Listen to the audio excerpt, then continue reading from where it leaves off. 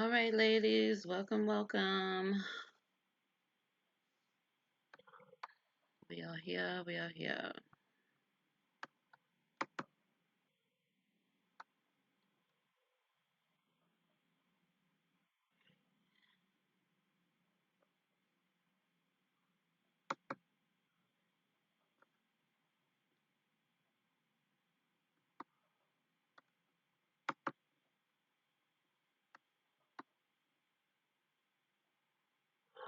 Hey, Izzy Mom, how you doing?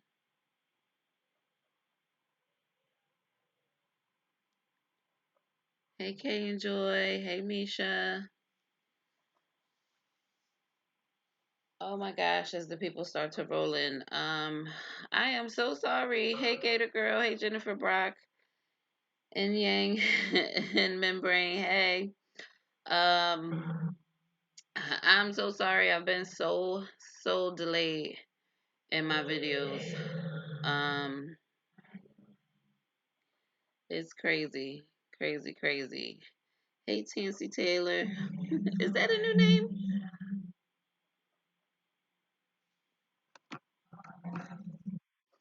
That looks like a new name. Let me know if y'all can hear me. I just muted the sound.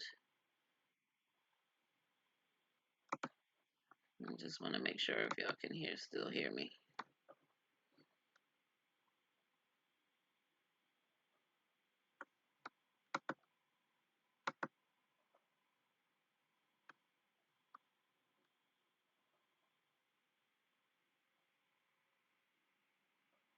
Can you see weight loss, Nikki Colley? Ain't much weight loss here. I don't know where it is, or maybe I'm just retaining water. I am still under my pre-pregnancy weight. I'm not the 10 pounds under that I once was. So,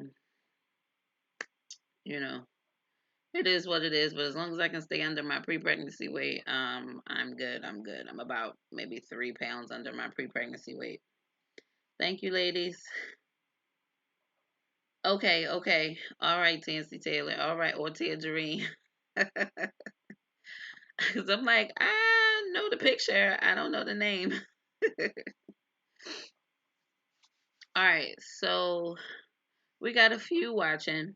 I do want to start because I got another gift in the mail. I do have some other gifts that I have previously recorded. Those recordings have not aired yet. So if you sent me a gift and it has not aired yet, please be patient with me.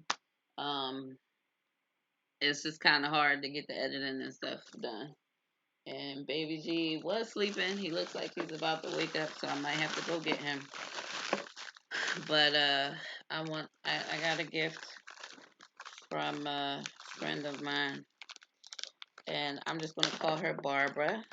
She's not she doesn't subscribe to YouTube or anything like that. She's not on Instagram, but she sent me the gift, and I'll have to call her and let her know I fished it out of the mail. Thank you, Nikki Colley. Thank you. Sometimes I feel like I look smaller. Sometimes I don't feel like I look smaller. All right. So she already told me what she sent me, and it is a bottle warmer. So hopefully y'all can see this. But thank you, Barbara. Thank you. Um, there's in some upcoming videos they haven't aired yet. I had a situation with my milk supply being dipping, and I was supplemented with previously frozen breast milk, and so I was bottle feeding him, and I needed a bottle warmer. I really needed a bottle warmer. Okay. Oh, there's Baby G. So let me go get him and maybe put him on the boob so he can stay quiet, and then we'll get into today's video. Okay. All right. Be right back. All right. All right, baby. He's okay. I know that baby woke now. That baby woke now. Come Come say hi to the people. I knew you was gonna wake up. Okay. I knew you were gonna wake up. Oh. Uh-oh. Scratch your face on my earring. I knew you were gonna wake up. Say hi to the people there, baby G. Say hi, people. I woke up. I'm hungry. But I woke up, yeah? Yeah. Oh, you got the sad face. You got the sad face right now. You ticklish. You ticklish. Can you laugh for the people? Can you laugh? Can you laugh for the people? No. He said I'm more interested in eating.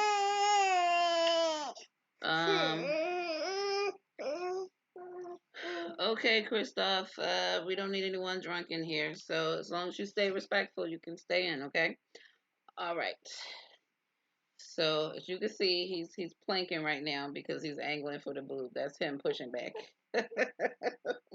So I'm gonna give him the boob. Okay. You can see he's lost like all his hair, but it is starting to grow back. He lost everything except except a little mohawk here, and he's got his little soul patch back here that managed to hang around. But other than that, he's been good. Okay, so as you can see from the title of this video, the intent is to talk about some of the other costs of the TTC journey. Thank you. Yeah, the thing about Mom Life, Tamara High, is that um, you know, this was probably one of the easier transitions for me to make. It's just life in general has not been kind. So just sometimes life things happen, and being a single, independent woman, having to do it all on my own, and with now a baby to tote just makes things hard. So it is what it is. Okay. So about this title. So um those of us who have been on the TTC journey, the trying to conceive journey, if you're not doing it naturally, if you're having to go with a medical intervention route, whether that be IUI or IVF or surrogacy or adoption or something like that, um, it can be very expensive, whether you're using your own eggs or donor eggs, especially if you use or donor sperm and things like that. It can be very expensive. So I'll do a whole other video on what my journey cost me. I'm still working out the costs myself. That's not what this video is about. There are other prices, or I should say, to the journey. One of them being physical. Your body is taxed physically with the hormones. You're taxed emotionally from the hormones, the stress of being in the situation to begin with. The 2 week waits and BFNs, um, other things coming up and sort of derailing or delaying your process and things like that. All of that is an emotional toll. But one of the things that I didn't expect on this journey is the toll that it took on me socially. Um, and by socially, I mean, for some people, that's friends, that's family, work. It took a toll on me work wise, because the entire journey took over my life completely. Everything sort of just fell behind, and I really wasn't interested in anything else other than the journey and being successful in it. So some things fell by the wayside. As far as like, work, I fell behind in work. I wasn't performing as well as I normally do. Um, Fortunately, the management at work values me as an asset. I've been there. I would have been there 8 years in March. It'll be 8 years this March. So they know what I'm capable of. I'm not sure how much upper management knew about me being on the journey. However, my direct manager, who is a close friend of mine, was aware of the journey. So she knew that I was going through the process. Some other people on my team knew that I was going through the process. weren't necessarily like checking on me. They weren't like following the YouTube channel or on Instagram or anything like that. But they knew that I was trying, and I don't. They didn't all know that I was trying for 2 years, but I don't know how much upper management knew. But as far as my performance and or the lack thereof in those 2 years, you know, I think a lot of leniency was given to me, and I appreciate my company for that. So um, it's yeah, you have seen her on video at a conference, and as a matter of fact, they're in the conference right now in Chicago for the job. So yes, you've seen her on camera, Tamara. Yep. So there was a lot of leniency given me in that regard. As far as other things, like things that I haven't done that you're supposed to do, I have a business that took a seat on the back burner while I went through this process as well. Um, so that's been difficult, and even as I'm, in motherhood now, I still haven't quite caught up on that side of things. Um, I'm still working to catch everything up, and hopefully, I've got about 3 months left in my maternity leave. I'm hoping to get caught up enough where I can, go back to work and be fresh. Um, I am kind of sort of working a little part time to make some extra cash. That's different than my regular work, but it is part time. I need the money because my next, I want to say, starting like the last half of February on to the rest of my leave, which I'm not due to go back to work until May.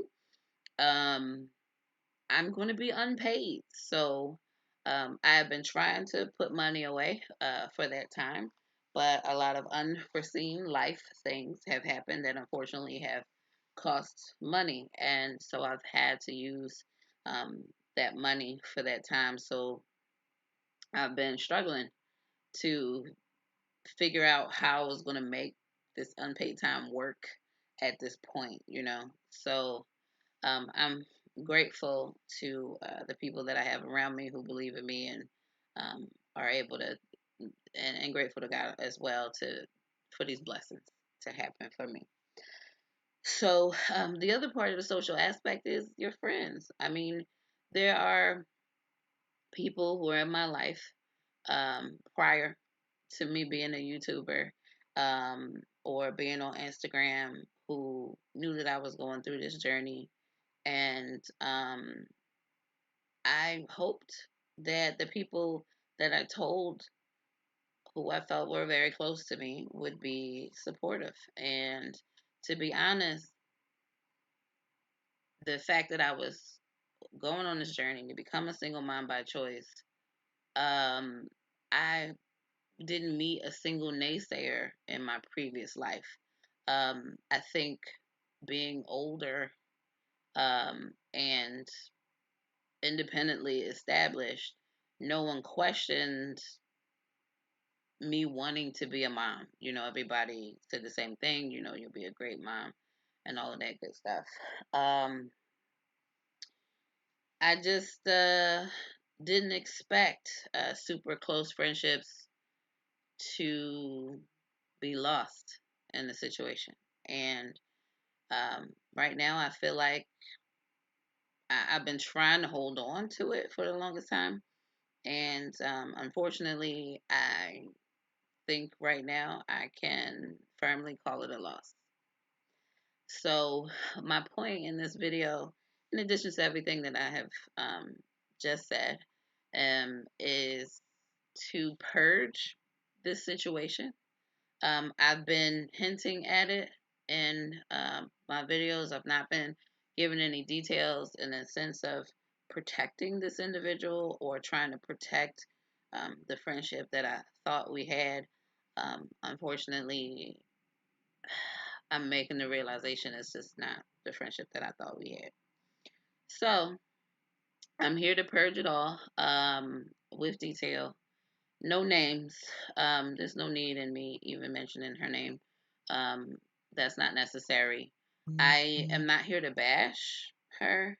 Um, you know, there's three sides to every situation, my side, her side, and what's actually going on, right? And I can only tell my side, right? And I don't know uh, all what's going on her side, despite asking questions. But um, this is a bit of a story time, is what I should say. So having a baby changes friendship dynamics. Yes, yes. When you have single friends, it does often change friendship dynamics. I don't feel isolated by being a mom because I'm the last of my close friends to become a mom. So I again, I just really didn't expect this. So I will say that I was on this journey for 21 cycles. Um, Prior to getting into IVF, I had done 3 IUIs, 2 home inseminations, and I had to lose 35 pounds, which took me 8 months to do. So there was a weight loss journey mixed in there as well. And a year had gone by. I started this journey in May. Um, I didn't get, or I started the IVF process, or I should say, my first egg retrieval was in June the next year. So let's see. This is a common thing with all new mothers. I think some friendships drift apart, some acquaintances drift together after a baby comes. It's almost predictable. The who is a surprise. You know, um, unfortunately, this situation started to drift before the baby came. Um, I was holding on to it, and that's um, I said I have this issue in my dating life, and that is giving people more chances than they deserve. And I don't keep a lot of people close to me. Um, Only because, when I was 7, my best friend at the time lied on me, stole from me, and I've had trust issues ever since. So I don't keep a lot of people super duper close to me, and the people who I do feel are super super close are few, and I have trouble letting things go when I probably should. And I say all the time that, I'm a pretty loyal friend and often loyal to a fault, to my detriment. And that's unfortunate. And right now, I'm only talking about this because I need to purge it. And I need to purge it because my feelings are hurt. And I don't know. I can't say whether her feelings are hurt or not. I would hope so, considering that this um, friendship that we were supposed to have has been a long time. So I would hope that her feelings would be hurt. But at the end of the day, I feel like it is her doing. And I don't feel like I did anything to push her away. That she decided to step back and I allowed her to.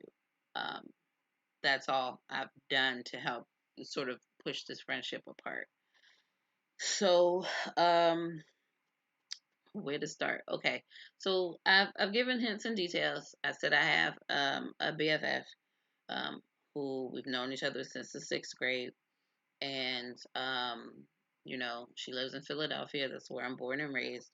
I'm here in Orlando. Her son is my godson. Her son is 5 years old. So I'm going to try to give you the chronological order and the way that things have happened.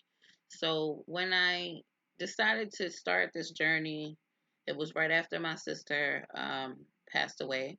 My sister was ill. She had a brain bleed, and she spent 6 months in the hospital, or I should say 6 months hospitalized, and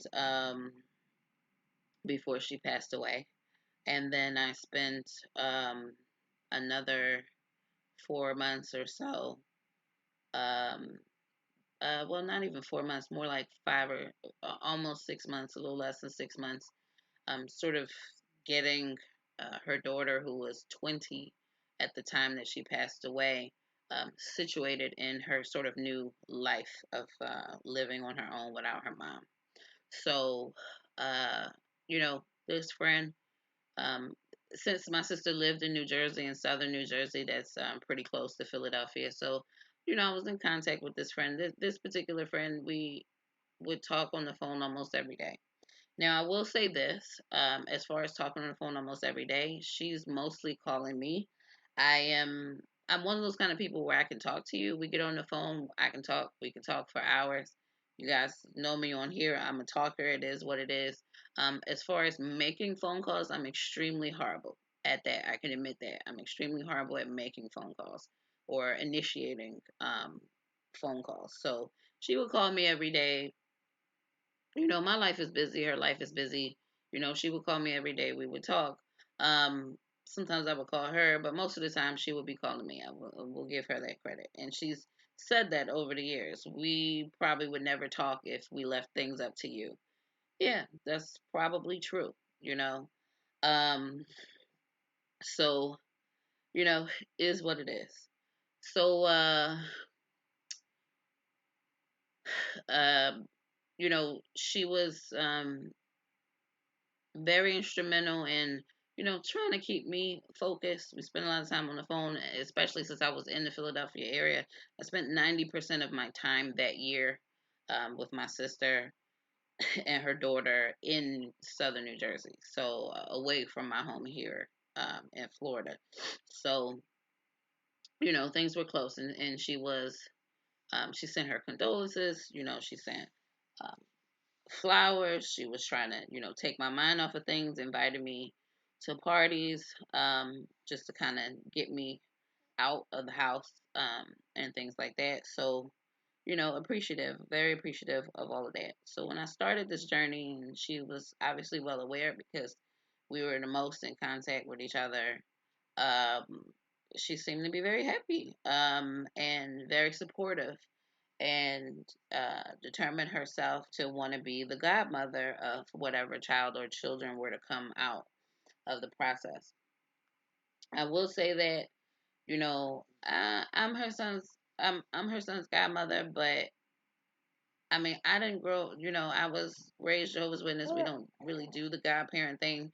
I didn't care one way or the other whether any baby would have to.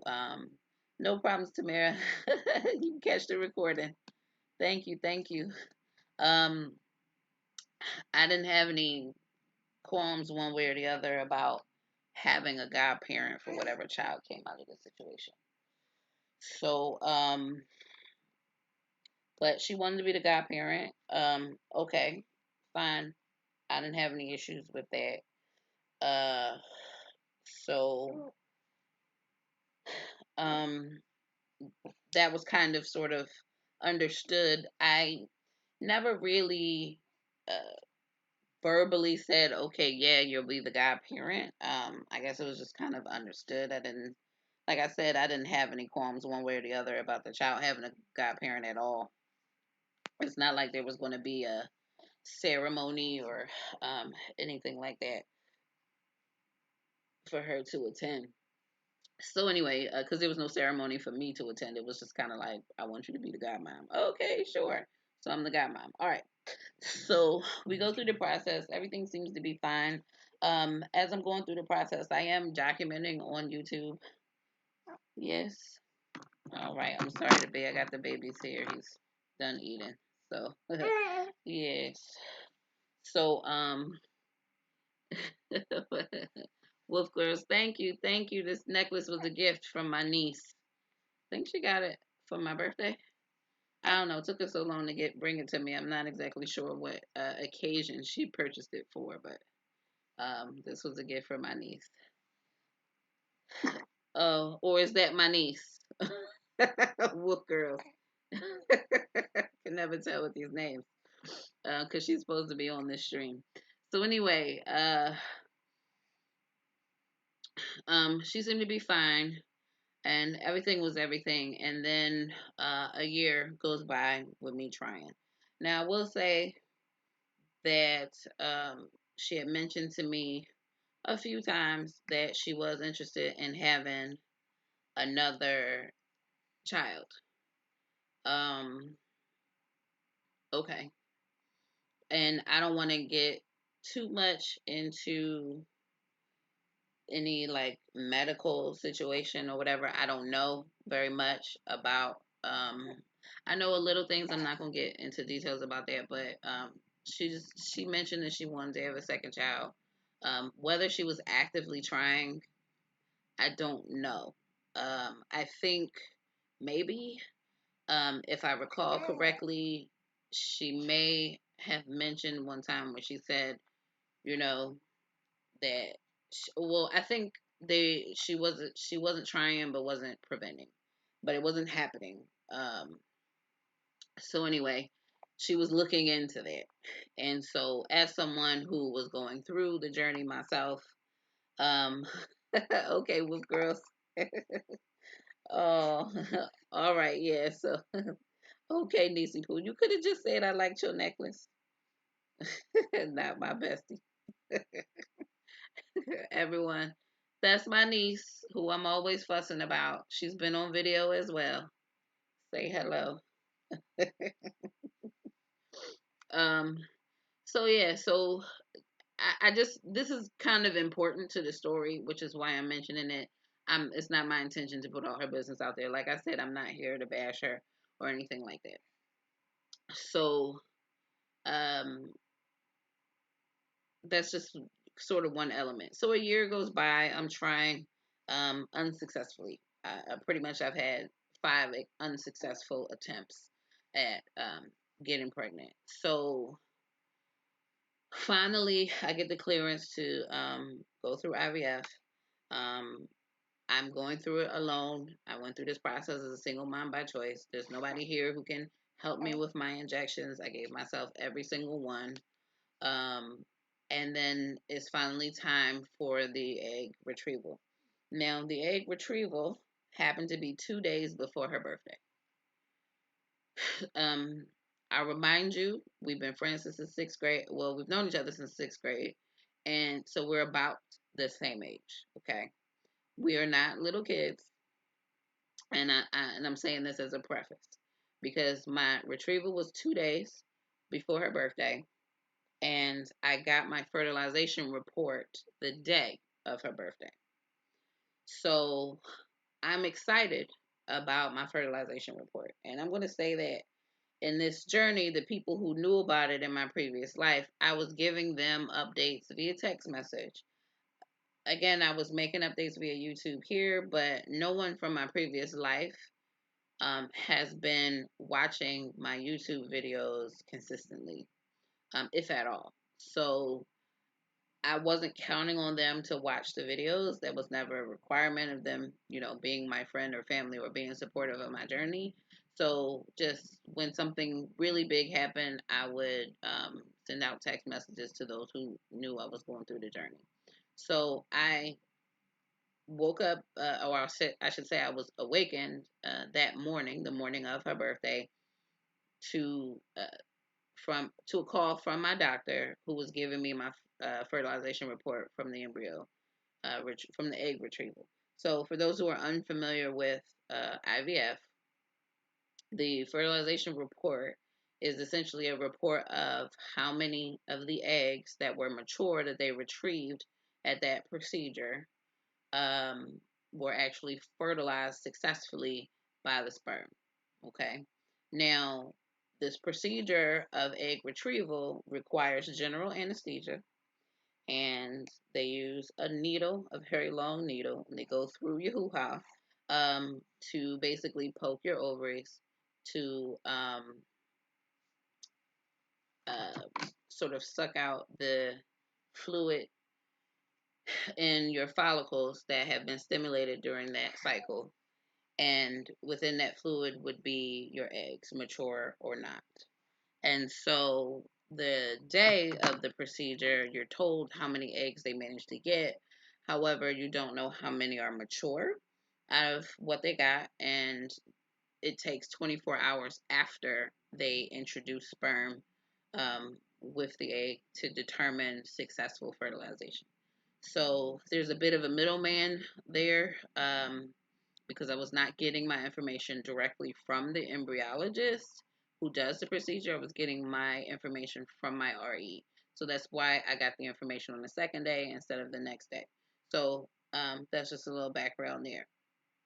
So I get this information and I'm excited because I think at that point that was my first retrieval, and I believe they got 10 eggs that retrieval, if I'm remembering correctly, and I think 8 were mature, and I think of the 8 that were mature, maybe 7 fertilized.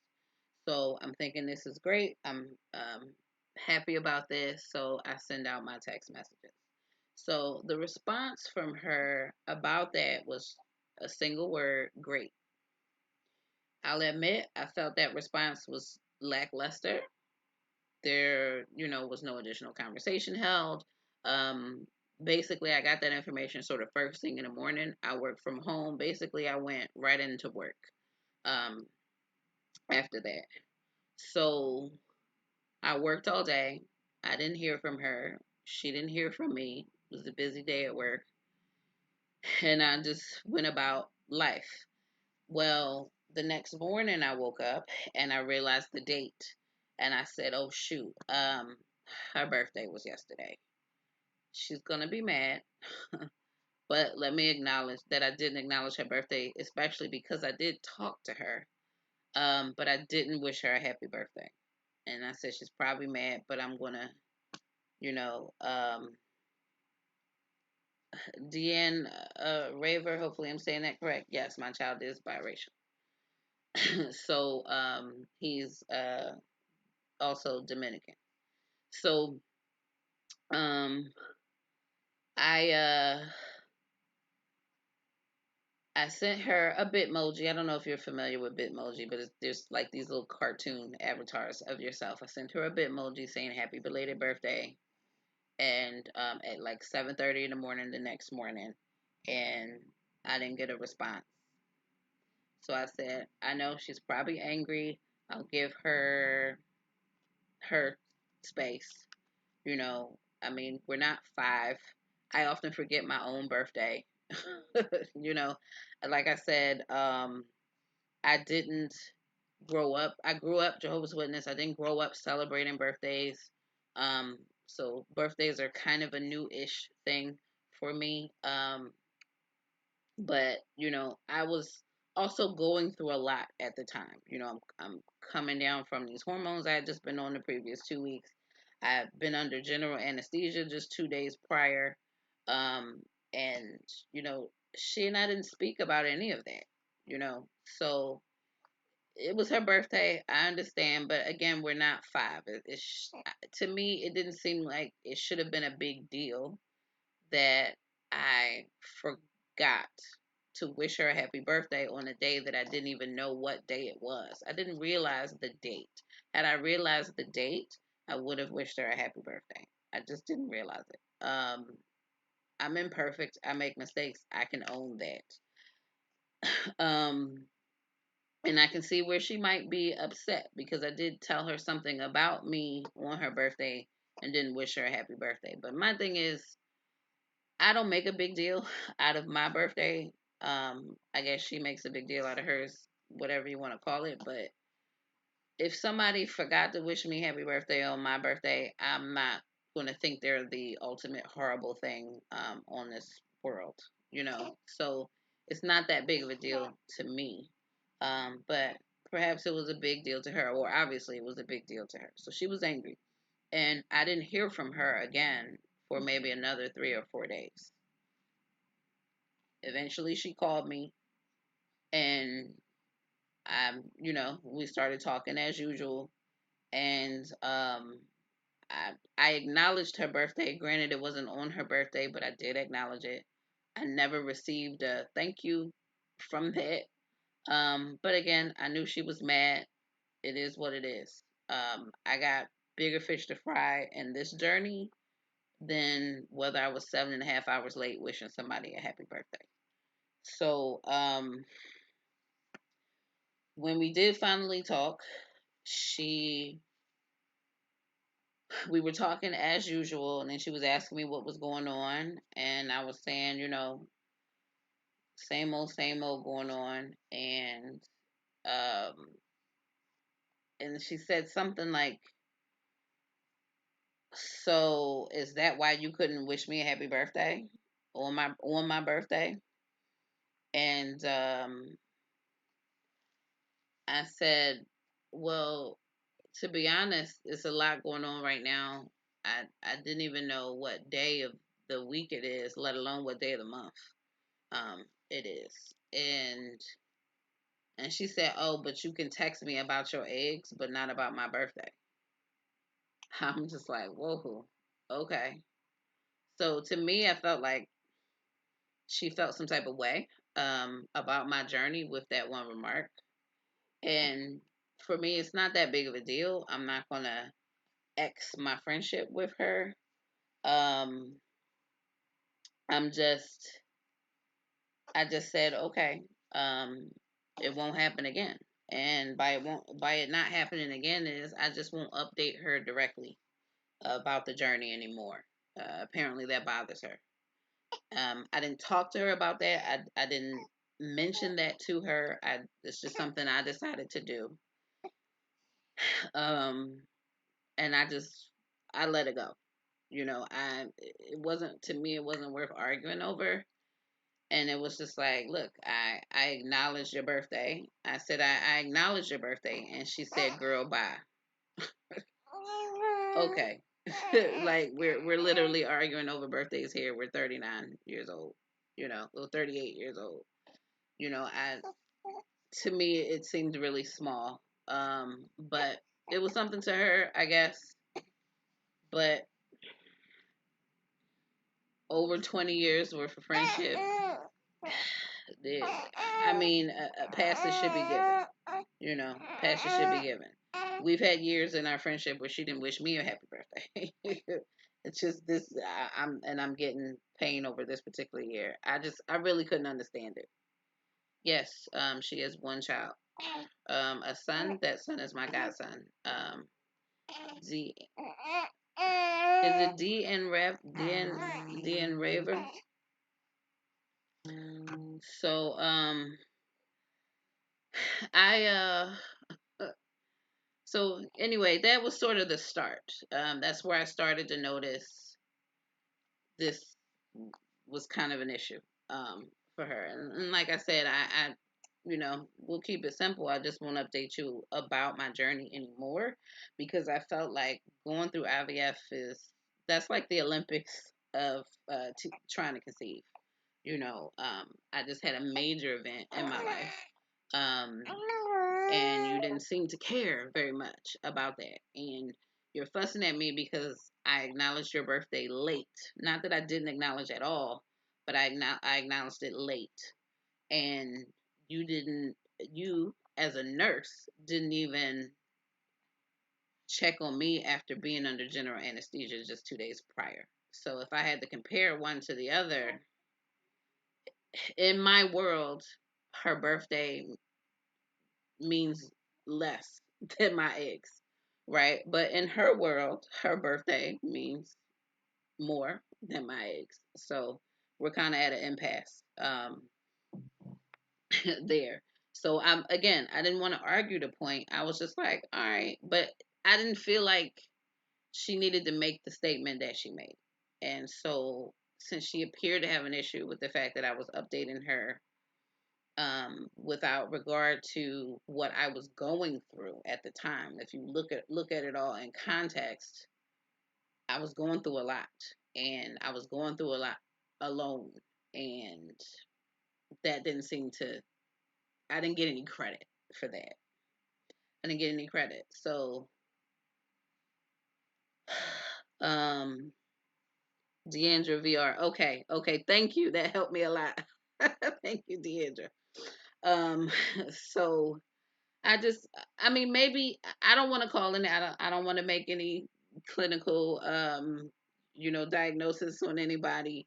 I'm just telling my story. Um, I know what I see, from what I know of her, and I don't want to characterize her, in any way. Hey, Seattle! I almost got a job in Seattle. I was either going to be there or here in Florida. They didn't want me in Seattle, so I ended up here in Florida. But I was in Seattle. I got a video where I spent some time in Seattle for work. Beautiful place, especially when the sky is blue. Pardon me. So that was the beginning of it. I stopped updating her about my journey directly. So at this point, I was on YouTube and I was on Instagram. Um, Hi Dawn. She follows Instagram, and she knows about the YouTube channel. Like I said, most of the people who I've known in my previous life don't really watch the videos. I don't know whether she watches the videos or not. I presume she does not. Um, so I figured, my journey is out there. I am chronicling it. If she has any interest in it, she will get updated like everyone else. And if she had any additional questions, she'll bring them up to me, and I have no problems discussing the journey from that point forward. So, and again, this is a story told from my perspective, and I'm just going to keep reminding people of that because I don't know if she does see this video, she'll know I'm referring to her, and so I need her to understand that this is my perspective. Her perspective is different. I do understand that. So, in my perspective, I felt like what started happening after that point, since I wasn't updating her directly anymore, that I would post things on Instagram, and then she would call me right after I posted them, and then ask me what was going on. So, in all seriousness, there was nothing going on in my life other than TTC. So if any of my friends or family, if they ask me what was going on, they got a dissertation in what was going on in my TTC journey at that point in time. I can understand why that would be boring to people, but that's all I got going on. It's the most important thing I have going on. It's all I have going on. We don't have to talk about that every single time that we talk. We don't have to talk about it every single day, but if you ask me what's going on, this is what you'll get. So she would see a post, and instead of asking me about the post or acknowledging that she even saw the post, she would call me and ask me what's going on with me. And I knew she saw the post, and that's why she was asking. So I would oblige her. This is a game. All right, let's play this game. I would oblige her and basically repeat the information that was in the post. She'd ask a question or maybe not, usually not. After a while of this, I tired of playing this game. So now I said, I'm not going to keep doing this. I feel like in a way she was trying to make me inform her of my journey instead of getting it like everyone else.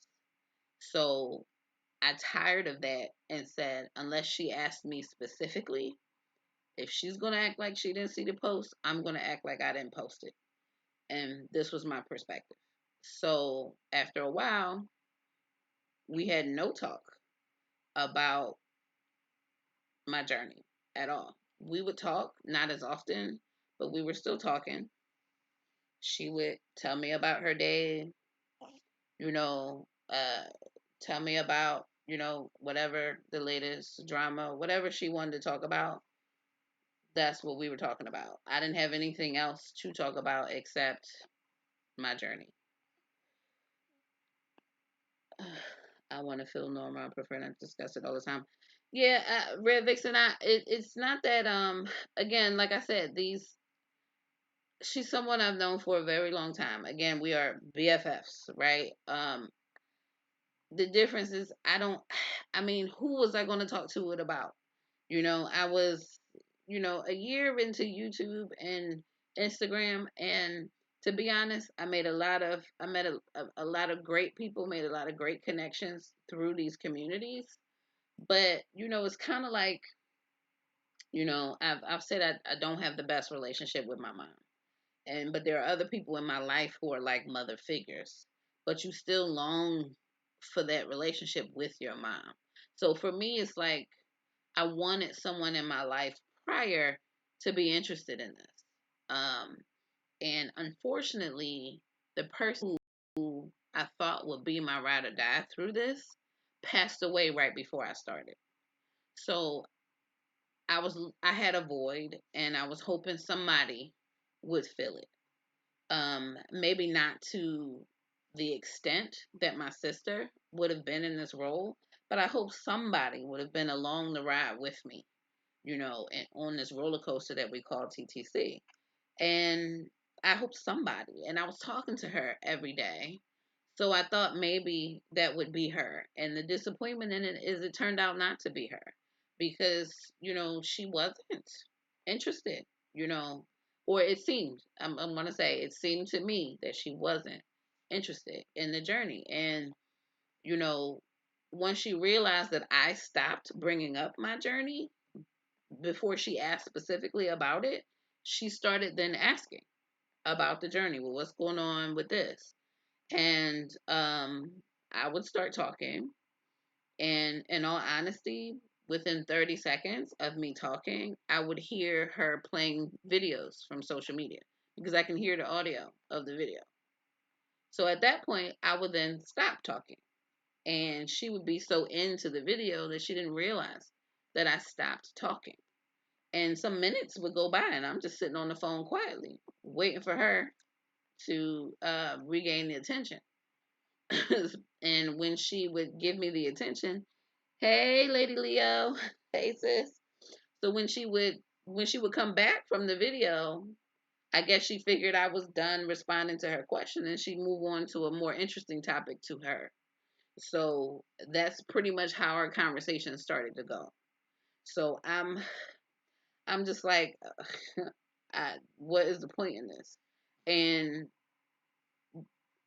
this happened not one time; it happened multiple times, and that developed a pattern. And then all of a sudden, I was just like, okay, I need to start making my connections. My support is not going to come from here.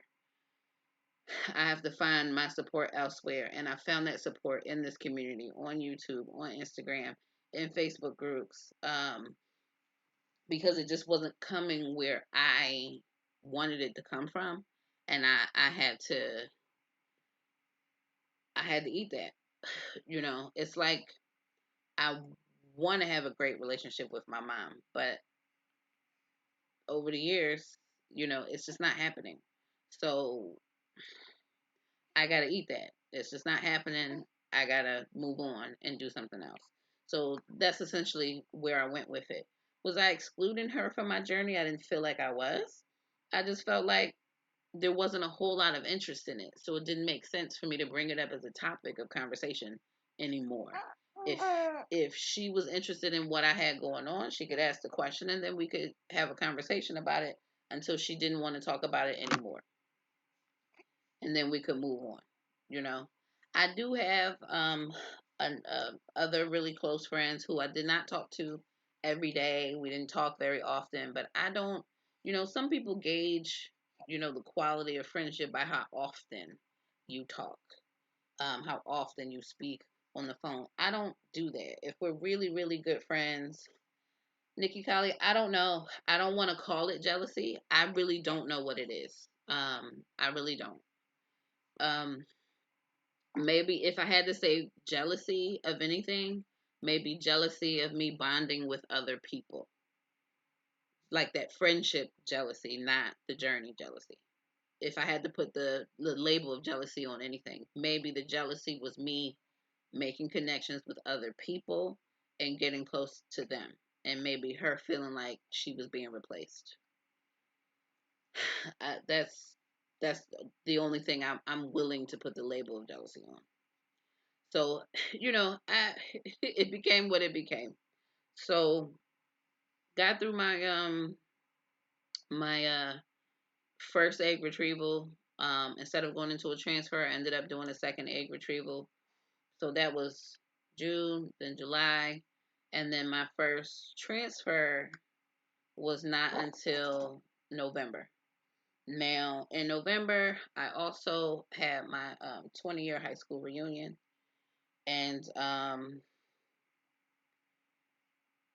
yeah, yep, Red Vixen is we. I just had to. At this point, it was clear I needed to find people who understood. I understood and could relate. Hey, Sandra. Hey, Pebbles. Ah, Pebbles joined the live. She knows her TT when she sees her.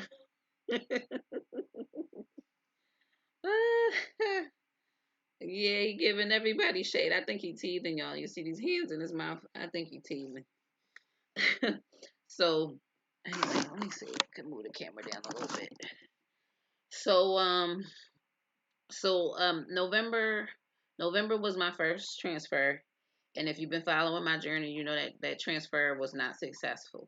So, I had that transfer, it was unsuccessful, and then I had my 20-year high school reunion 2 weeks later. So, I was in Philadelphia. When I go to Philadelphia, I do often stay with her. Mind you, I'm maintaining a friendship here. I just felt like she was disinterested in the journey. I didn't dismiss her as my friend, or the closeness of our friendship, because I just felt like maybe she's never been through IVF. She doesn't know anybody who's been through IVF. I don't think she can relate or understands the gravity of what it is to go through that process. And I chucked it up as that. She just doesn't understand. So, when I was in Philadelphia for the reunion, I used the reunion as a way to sort of bring my spirits up from a failed cycle. And I had a business trip right at the end of that cycle, and I got the official call from the doctor's office while I was sitting at breakfast, on the business trip in front of two of my coworkers. So imagine getting a call, which I had already knew the cycle had failed. I didn't need the official confirmation, but this was just a formality. But getting that official confirmation, sitting at a breakfast table in a hotel, um, you know, food area, and having to maintain my composure through it all, and then being on this trip for another few days, and then, you know, a couple weeks later, being in Philadelphia to celebrate my 20-year reunion for high school, having a great time with that. But then before coming home, well, I'll put it this way: that weekend that I was in Philadelphia, there were a number of triggers. One of those triggers is that one of the ladies who came to the reunion brought her baby with her. Now, did I know she was? I was part of the planning committee. I knew she was going to bring her baby. So, but that's a trigger for someone who just had a failed transfer. And I didn't know that she was going to sit at my table with her baby, and I mean baby, like infant, probably not much older than baby J right now. Another um, young lady at the reunion was about 30 or 33 weeks pregnant. She did let me rub her belly for good luck, I guess. But again, these women don't know that I'm going through this process. These are women I went to high school with. I went to an all girls high school. And, I took a step back from Facebook because going to an all girls high school, what do you see on your timeline? Weddings, pregnancies, births, birthdays of people who already have kids. These are all triggers, and I just had to take a step back from that part of social media because I'm going through something incredibly difficult, and I didn't want to become that jaded woman where every time somebody announced a pregnancy that I was upset.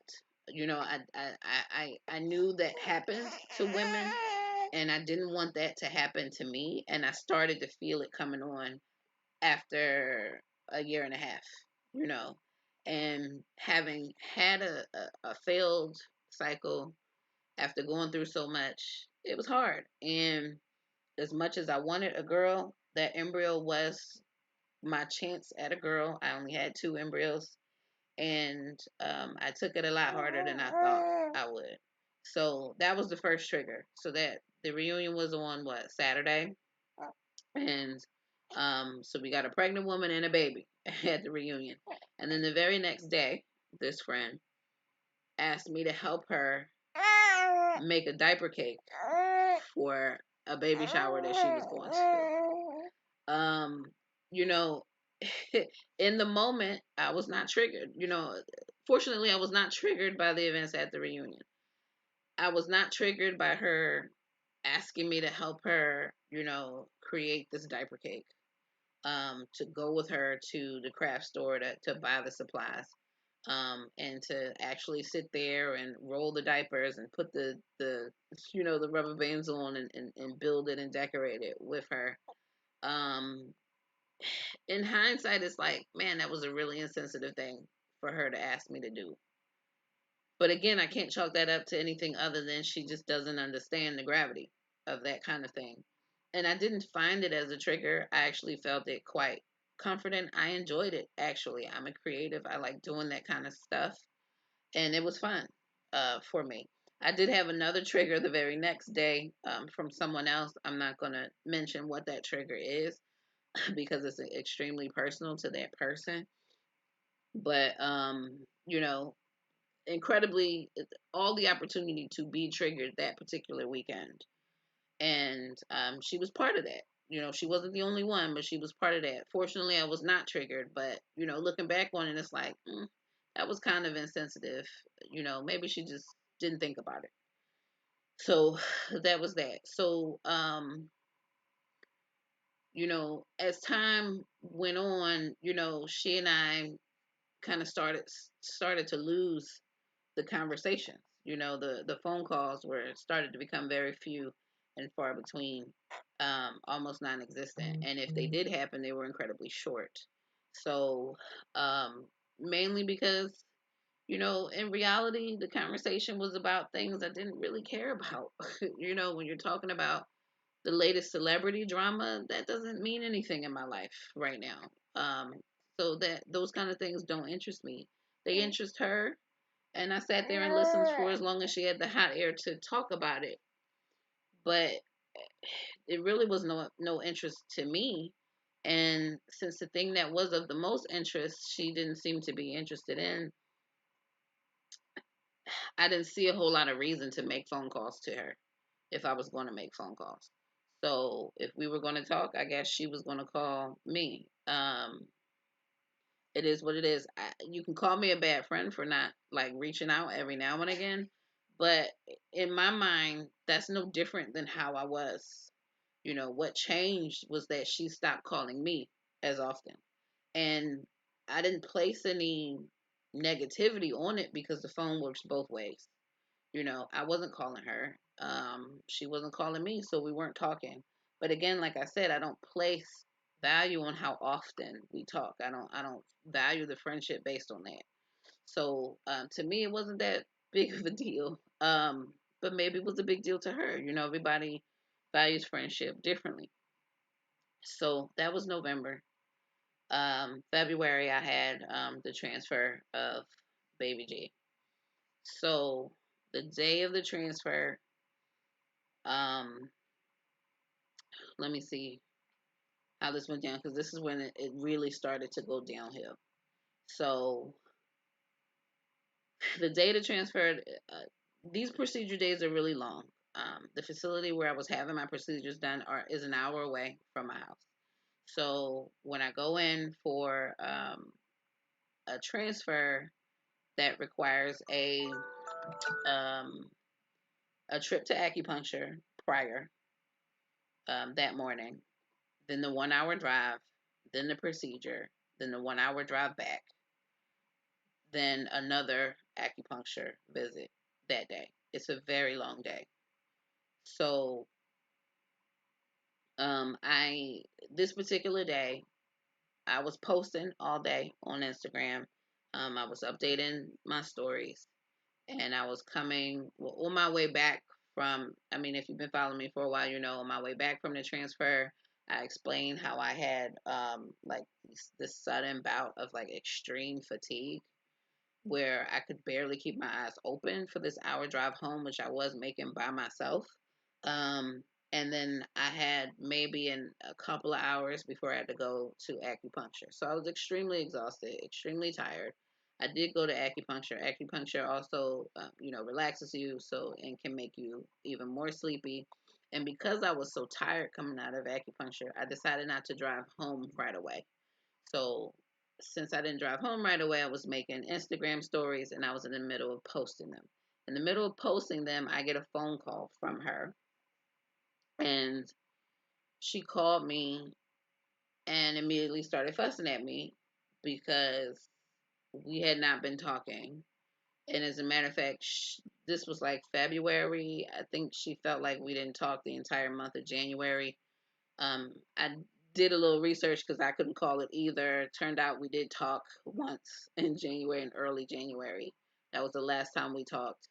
Um, and it was like for a couple minutes. Um, she basically started fussing at me about how we had not talked. And my perspective on this conversation is, she's like, "Well, what's going on with you?" And I said, "Well, I'm really tired.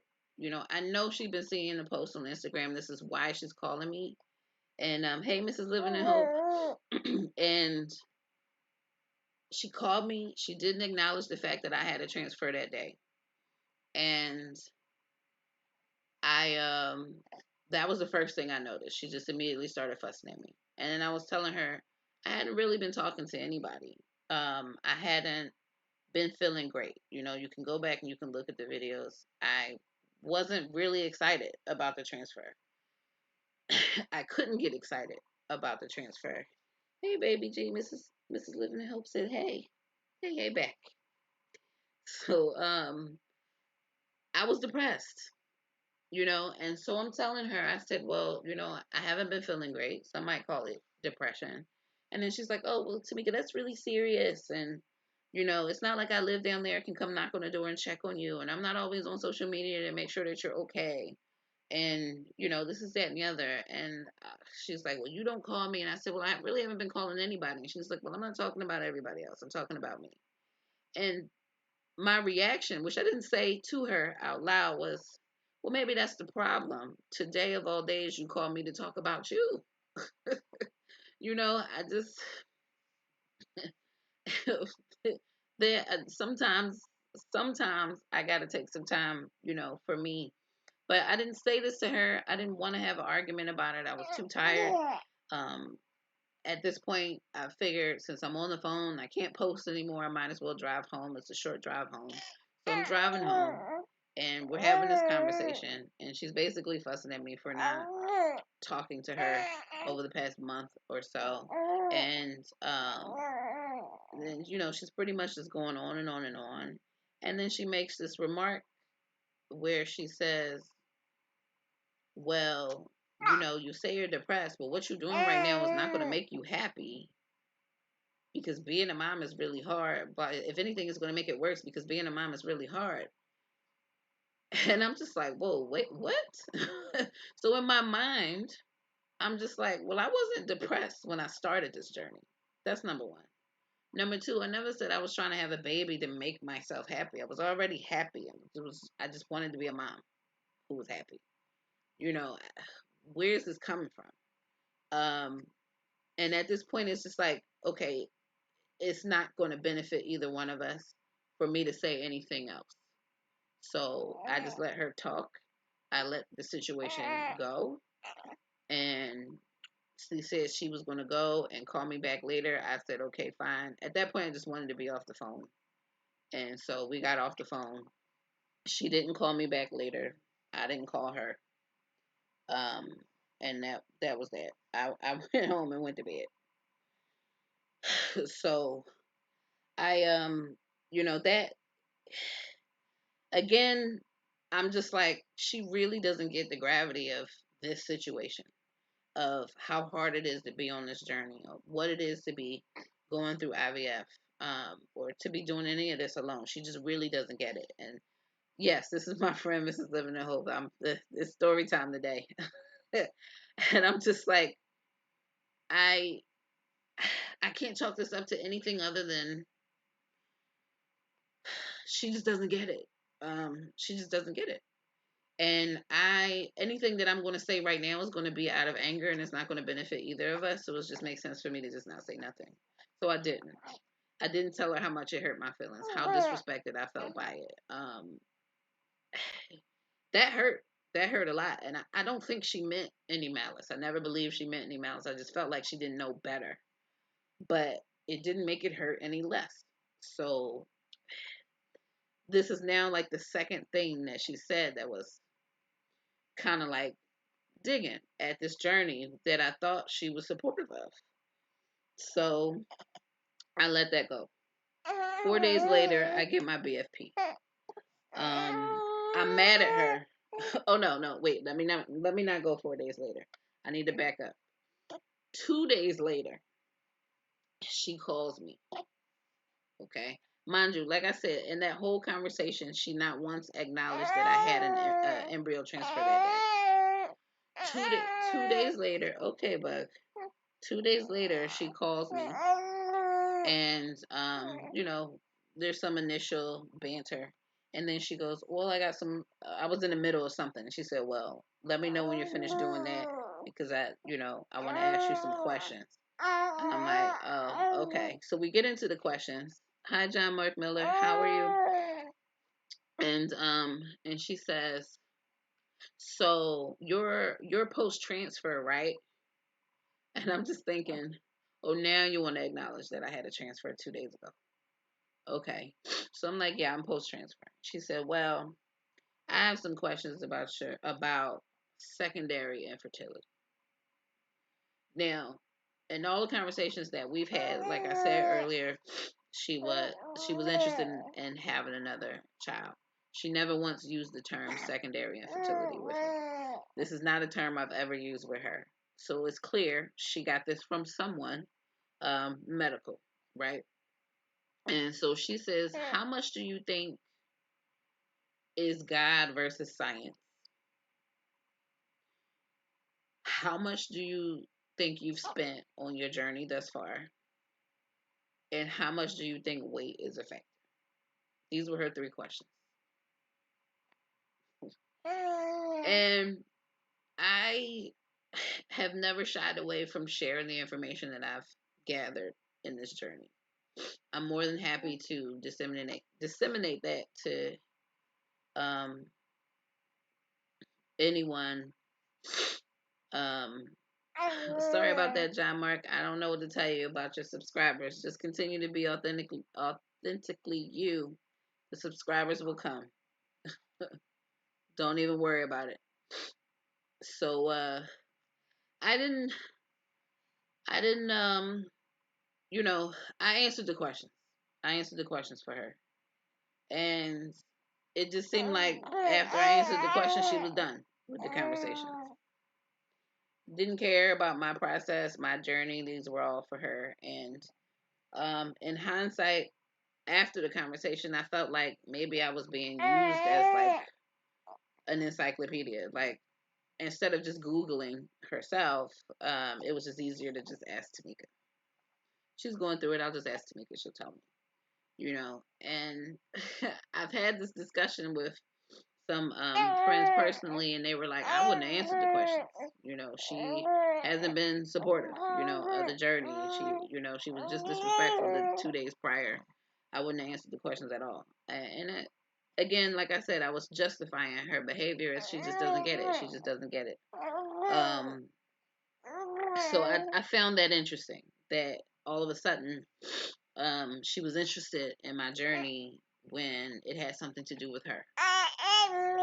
Because I don't have secondary infertility, right? I've got primary infertility, so this doesn't relate to me specifically at all. Maybe the question of how much I've spent, or how much weight is a factor. Overweight, she's overweight. It was just a valid question. So I answered the questions, and then we were done with it. 2 days after that, I got my BFP. I'm still in my feelings about the remark she made the day of my transfer, and so I didn't tell her right away. I waited a few days. I told some other people right away, but I waited a few days to tell her. I contemplated whether to make her wait to find out on Instagram like everybody else. Then I said, no, I'm not going to do that to her because then she'll really be mad. So I'm not going to do that. Okay, but I'm not going to do that. And I let her know via text message. And her response, again, could be considered a little lackluster, but she was congratulatory. Okay. So, not very many questions after that.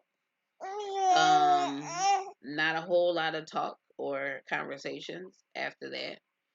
At 6 weeks and 1 day, I was pretty much diagnosed with a subchorionic hematoma, also known as an SCH. That is basically a blood clot around the area where the baby is.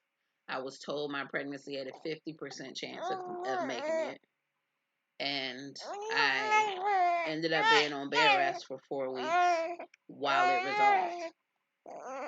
During that entire time, I cannot recall a single text, a single phone call, a comment on a social media post where she inquired about my condition or the condition of my baby.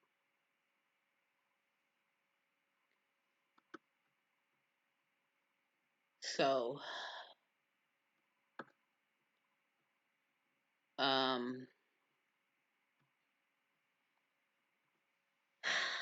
as difficult as a situation as that was, and her being in the medical field, and her supposedly being my friend, this is something really serious. And I think this is something that she could have asked me about. She didn't. I did notice that, as I was posting updates on Instagram, she was liking them. So she was aware of the progress.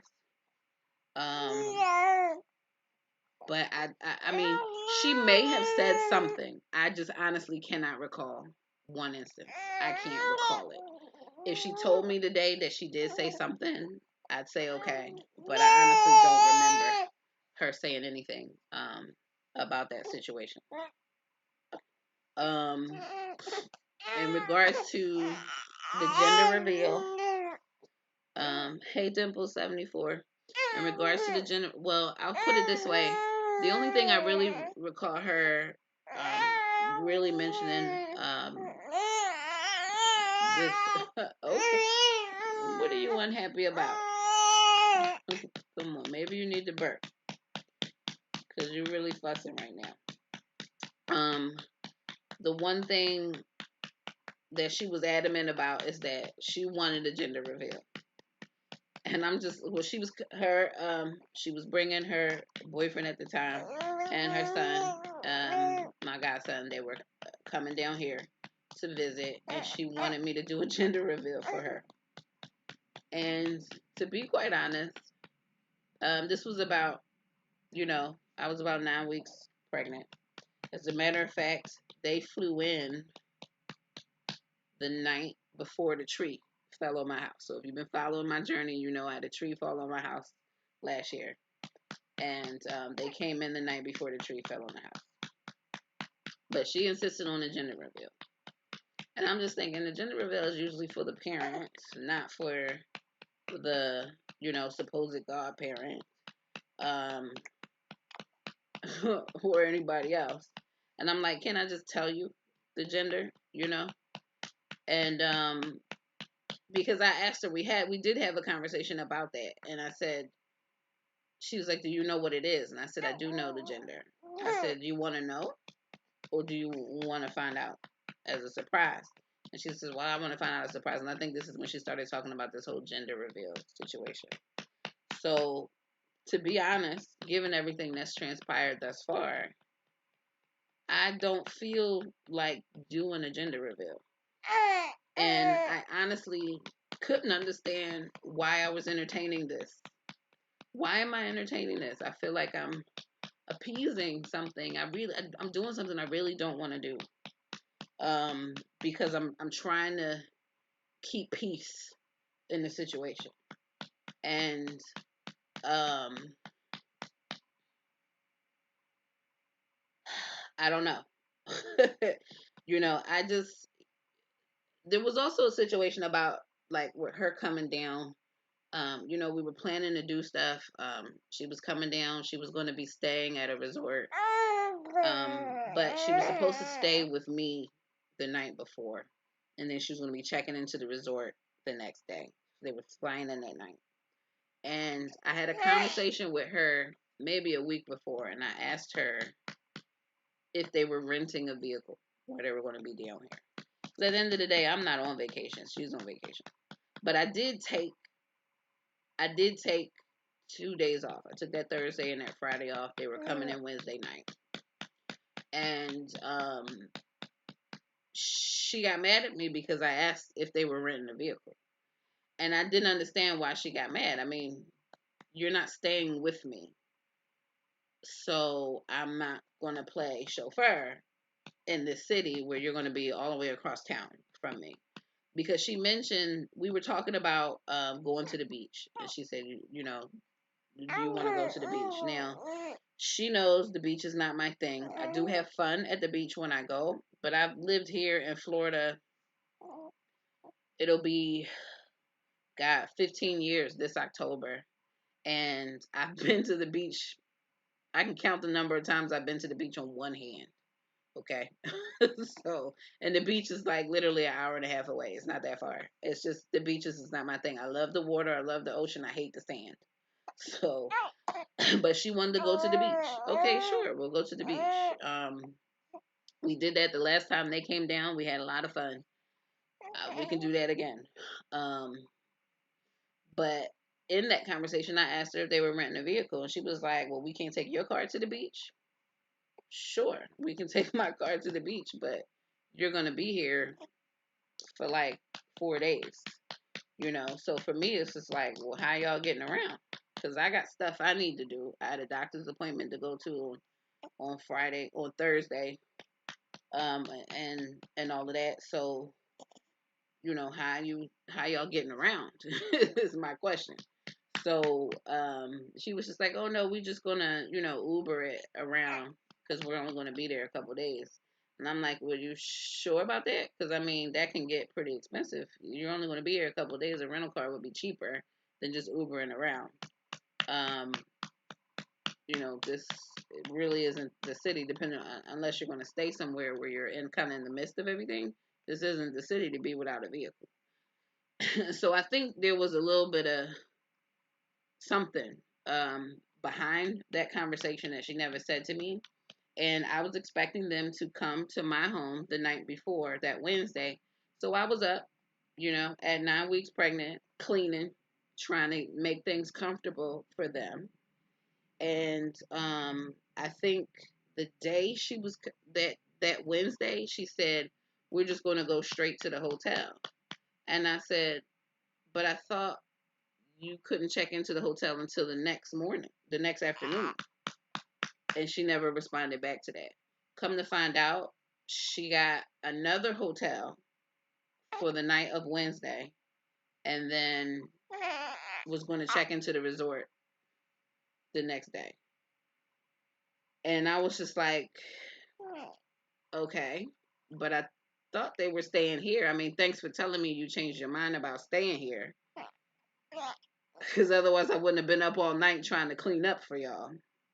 But okay, I didn't make a big deal out of it.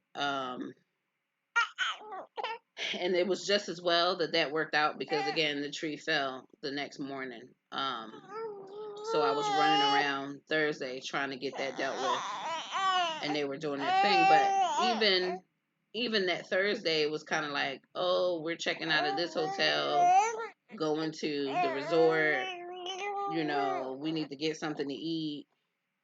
Where should we go eat? And I was just like, well, there's a Denny's across the street, and from where you are, you know, it was just kind of like she was asking me to find them places to be, and I was just like, I don't understand why you don't just get on your Google Maps and type in restaurants and figure out where to go.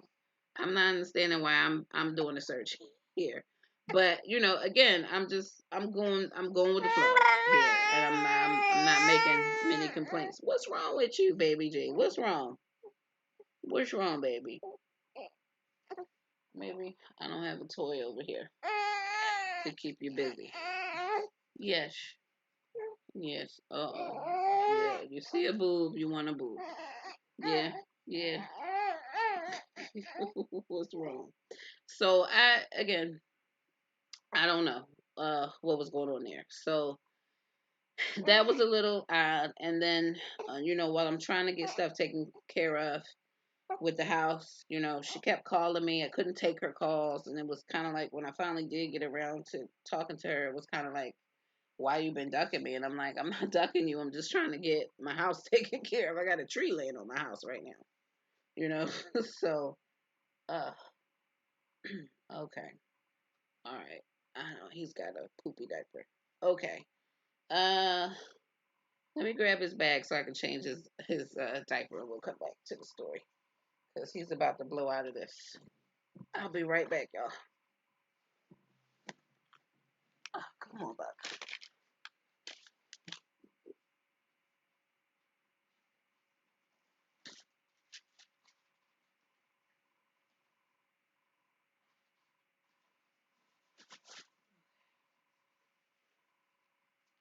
So, at any rate, that's just some more backstory. So, um, that weekend is when I was supposed to do the gender reveal. Now, again, like I said, I really didn't. I really didn't want to do the gender reveal for her, but I also needed to do a gender reveal for you guys. So I rationalized it and said, I'll do the gender reveal. I'll record it. I'll kill two birds with one stone. I'll get the gender reveal for YouTube. Hey, Mona. So, hey, Deidre. So, you know, did the gender reveal. Boom, having a boy. Uh, which, you know, to be honest, I, if, I don't know that she was happy to hear that I was having a boy. I didn't get, there wasn't a lot of enthusiasm behind it, you know, in asking, you know, what she thought I was going to have. Her response was girl. Again, I did want a girl. So that was a plausible answer. Again, I already knew what the gender was. She was getting a gender reveal for herself. So that was that. But she, you know, I feel like if she could have retreated any more, she did after finding out that I was having a boy. Hi, Tutti Frutti. The subject here is story time. How I lost a friend. Or at least it appears the friendship is lost at this point. But yeah, so that. That was the gender reveal. So the next bit was my Philly shower. You know, the conversations as far as like over the phone didn't get better. We would go weeks at a time, not talking to each other. I did notice that she had pretty much all but stopped acknowledging any social media posts. She hadn't liked anything in a very long time. And not that I don't put a whole lot of strength on social media, but it is a form of communication for a lot of people. And what you do or don't do on social media is very telling to me as a people watcher. That's very telling. So she was not acknowledging anything on social media. No comments, no likes. Uh, it is what it is. So that I did notice. She So when it came down to my Philadelphia shower, Philadelphia is 1,000 miles from here. I planned the shower myself. No help. No, I don't want to say no help because there were people who reached out and wanted to do things for the shower. I was I was turning down help from some people, but essentially I planned the shower myself. The invitations went out 6 weeks before, and I sent out a Facebook invite because most of the people in Philadelphia that I'm in contact with them on Facebook. And I don't have like recent cell phone numbers. And people change their cell phone numbers like they change their underwear. So I didn't have any of that. So I sent out invitations um, three different ways, or really two different ways. I sent out a Facebook invite, and then I created an image invitation that I was sending out via text message. So she got the invite on Facebook. Hey, Destin for Greatness. He's 3.5 months now. 3.5 months. Um, I sent the I sent the Facebook invite to her, um, her boyfriend, her boyfriend's best friend, her sister. I sent a text invite to her mother, and I sent a text invite to her. Oh no, and I sent a text invite to her boyfriend's best friend via text. I didn't send it to him via um, Facebook invite. So again, the invitations went out 6 weeks prior to the event. It was an RSVP event because it was at a Maggiano's, so I needed a head count of people for the food.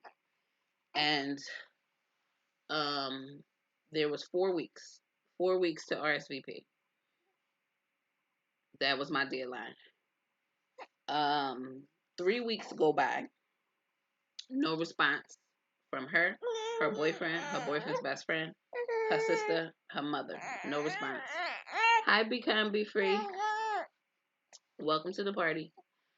So, a lot of people were not RSVPing. I don't know what it is about people with RSVPs. It's like, come on, we're adults. We all know what RSVPs are. Just hit yes if you're coming.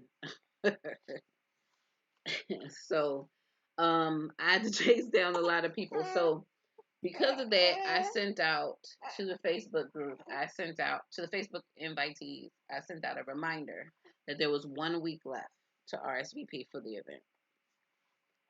And I think within an hour and a half of that reminder post, um, she had clicked yes. But of course, that's not a full RSVP because I don't know who's coming with her.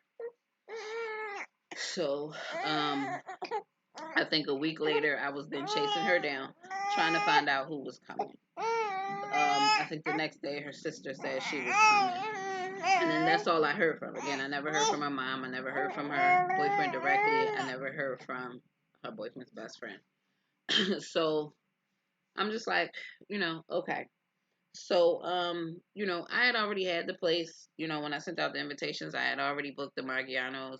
I was keeping it simple. I didn't want to do any decorations or anything like that because I was flying in myself. So I was just trying to keep it as simple as I could for me. Um, and, but my brother's wife, texted me immediately and was like, what can I do? And I said, there's really nothing to do. I'm just going to show up with balloons, some favors in the cake. There's really nothing else to do aside from that. And she said, well, I want to do the cake. I said, all right, you do the cake. I was planning on getting it from Denise's. That's like a famous bakery in Philadelphia. And she said, good, that's where I was going to go. And then, I told her how many people and that I wanted the yellow cake instead of the pound cake. And that was that. They took care of the cake. My niece brought some other favors. I had made some candy favors here that I brought up on the plane with me. And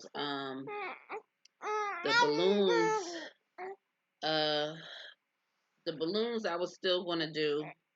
I was going to get them from like a Party City on the way in. If you follow the videos, there was a whole lot of situation, helium shortage. Michelle, who is a subscriber here, thank you, Michelle, for offering to help with the balloons the day of the event. But and just with this friend, nothing came in from her. I talked to her on the phone twice, in between the time the invitations went out and the time that she actually responded. She did not even acknowledge that she received the invitation. We didn't talk about the shower at all. She didn't bring it up. I didn't bring it up. And I'm just really on the phone like, okay, really, you gonna act like you didn't get an invitation to my baby shower that I'm planning? I guess if you gonna act like you didn't get it, I'm gonna act like I didn't send it. We playing this game again. So she didn't say anything, I didn't say anything. And she never once, offered to help with anything. Not that she was required to, but you would think as my BFF who lives there, and me, trying to plan this from so far, that she would want to do something. But she didn't offer to do anything. Not a balloon, not the cake, not to be there early to set anything up. Just nothing. And I said, okay, she wants to come as a guest. She can come as a guest. So she did. She did come with her mom and her dad and her son, and and they brought a gift, a lovely gift, and the shower was great. It was no issues at the shower. Although I will say, they came in, I greeted them, we hugged, we took a picture, or a couple pictures, and a bug. What's wrong, bug? Are you hungry again? We've been at this for about an hour. But so there was a couple things that happened at the shower. So really one thing. One thing that happened at the shower is that she had come over with her now fiance, because her boyfriend had proposed to her the same day that she responded to the RSVP. Jaden, what's wrong, baby? So I think he's just cranky. He's sleepy. I should have grabbed this pacifier on the way over here. But her now fiance, she had come over to the table with me. he just had some chi an hour ago. That's for greatness. And she had come over with him on video chat and said somebody wants to talk to you. And I said, well, who? I was like, oh, okay, it's him. And so he's talking to me and he says, oh, Tamika, what are you doing here? I didn't know you were going to be in Philadelphia. And I'm just thinking, well, how do you not know? I'm not even thinking. This is what I said to him. How did you not know I was going to be here when I sent you an invitation? And I sent your best friend an invitation too. And then that's when she told me why the best friend couldn't come, which I don't understand why he couldn't just tell me that directly. And then he said, oh, yeah, that's right. The baby shower. Now, he wasn't in attendance because he was at work. I get it. You're at work. Okay, fine, work. But, I didn't get a response from him directly, which is fine because they live in the same household. So her response is almost the same as his response. But it's just like, her sister, then she said her sister had to work as well. Well, that's funny because your sister RSVP'd, yes, she was coming. She didn't change it. So she just cost me a head here, So it's just, I don't know. It was just very weird. It was just very weird. And I just felt like, I don't know what's going on here. And the other thing in hindsight, and like I said, I don't want to throw any shade on the fact that, that they brought a gift, because it was a lovely gift. I'm not going to say it was any kind of BS gift or anything like that. It was a lovely gift. However, for someone who is supposed to be my BFF and is touting herself as the godmother, a community gift from you and your family is one thing, but that gift came with a card. That card had everybody's name on it, but everybody's name was signed in your mother's handwriting. So, of the gift and the card, and you were present, there was nothing with your handwriting on anything.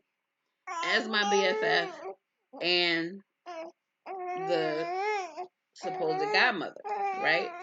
So I just found that odd. There wasn't even, you were there. You could have signed the card personally yourself. You didn't. You know, I also odd is, her typical thing is to make a diaper cake, right? Then I just help her make a diaper cake just a couple, some months ago, about 6 months ago, for someone else in her baby shower. That's kind of like her thing now, is to make these diaper cakes when she goes to these baby showers. She didn't show up to my baby shower with a diaper cake. The thought about that is, well, I got to get it home somehow. But I could always break the cake down and put the diapers in the suitcase. That's not a big deal. But she didn't come with the diaper cake. She didn't hand sign the card, even though she was present when it was given, and it was ample opportunity for her to do that. I mean, one might assume there was no investment in the gift at all from her, but I know her family, and I don't want to say that there was no investment from her. I'm sure everybody chipped in, but it was just it was odd. It was odd to me, and it's just an extra detail, another piece of the puzzle in this whole situation. So, that was that with the baby shower. I didn't think there was really much anything. She did ask me what we were doing after the shower. I told her we were going to go visit my mom, which didn't happen that day because my mom didn't answer the phone. But I did see my mom the next day. But we were supposed to see my mom. That was the arrangement. We just got to the end of the party, called her. She didn't answer. Okay, Big Peter, you're rude. Good luck to you in your life. Anyway, so uh, what else am I saying here? Okay, so that was that shower. So the next stop essentially was my Orlando shower. Oh yeah, he's black, Deidre. Don't worry. Took me a while to see it, but he's black. Don't worry. Um, no, she doesn't have time to troll. That wouldn't be her. Um, so she so I already knew the Orlando shower was happening. And considering everything that was going on with the Philadelphia shower, again, the 3 weeks it took her to respond to the Philadelphia shower, no interest in being helpful with the shower. She didn't ask me about my plans. I clearly did not stay with her when I was in Philadelphia because we had not talked. So there was no plan to to stay at her place. And I will say maybe 2 weeks. Like once she acknowledged, we did talk, and then she asked me what the plan was as far as me coming into Philadelphia, and I just told her that I was staying in a hotel. I was bringing my nieces with me, so in that regard, even if she and I were on speaking terms, I wouldn't have stayed at her place anyway because I was bringing my nieces. So that is what it is. Um, so that's that. But considering everything that was going on about the shower and how long it took her to respond, I felt like there was a lack of interest in the shower. So when it came down to the Orlando shower, which I was not planning, um, someone else was throwing that shower for me. I didn't invite her. I didn't tell her anything about the Orlando shower. I didn't include her on the invitation list. I didn't do anything. That was all me. She got no information. Now I do understand that my niece maybe have made let it slip that I was having an Orlando shower, but she never said anything to me about knowing about an Orlando shower. Again, like I said, my niece told me that she let it slip, but I don't know. My niece wasn't very clear on the details of their conversation, so I'm not sure whether she recalled it, whether she picked it up. I don't know. But there was an Orlando shower. My niece made mention of it. She never mentioned anything to me. I never mentioned anything to her. The Orlando shower happened. Pardon me. I then posted the pictures on Facebook. She saw them and she called me. So I made a whole video um, about it. I have been, again, like I said, I've been hinting about this situation as the pregnancy had been progressing, and I didn't. This the situation, it needed a conversation, but it wasn't a conversation I wanted to have while I was pregnant. I just didn't want to feel stressed about the situation, so I wanted to wait until after. I mean, I only had what, maybe another 4 weeks. I was 35 weeks, um, or just before 35 weeks. I was in my 34th. I was 34 weeks. Yeah, I was 34 weeks at my Orlando shower, so I only had 4 more weeks to go. Um, I will say that in talking to my niece after the Philadelphia shower, she had told me that my friend was supposedly or allegedly or whatever planning something or trying to plan something here in Orlando for me. Now, I don't know how that was supposed to happen without talking to me and getting an appropriate guest list, but that's what I was told. I don't know. Again, like I said, my niece was a little sketchy on the details of the conversation, so I wasn't sure if that's actually what was said or not. But when she called me after the Philadelphia shower pictures posted, she said that she was trying to plan something in Orlando. So I guess she did say that back in June when that shower happened. Um, was it June or July? I can't even remember when the shower was, but I was 25 weeks at the Philadelphia shower. I was 34 weeks at the Orlando shower. So I guess she did say something then. So now she's saying I was planning something. I was trying to corral all my people to come down there to Florida to do something for you.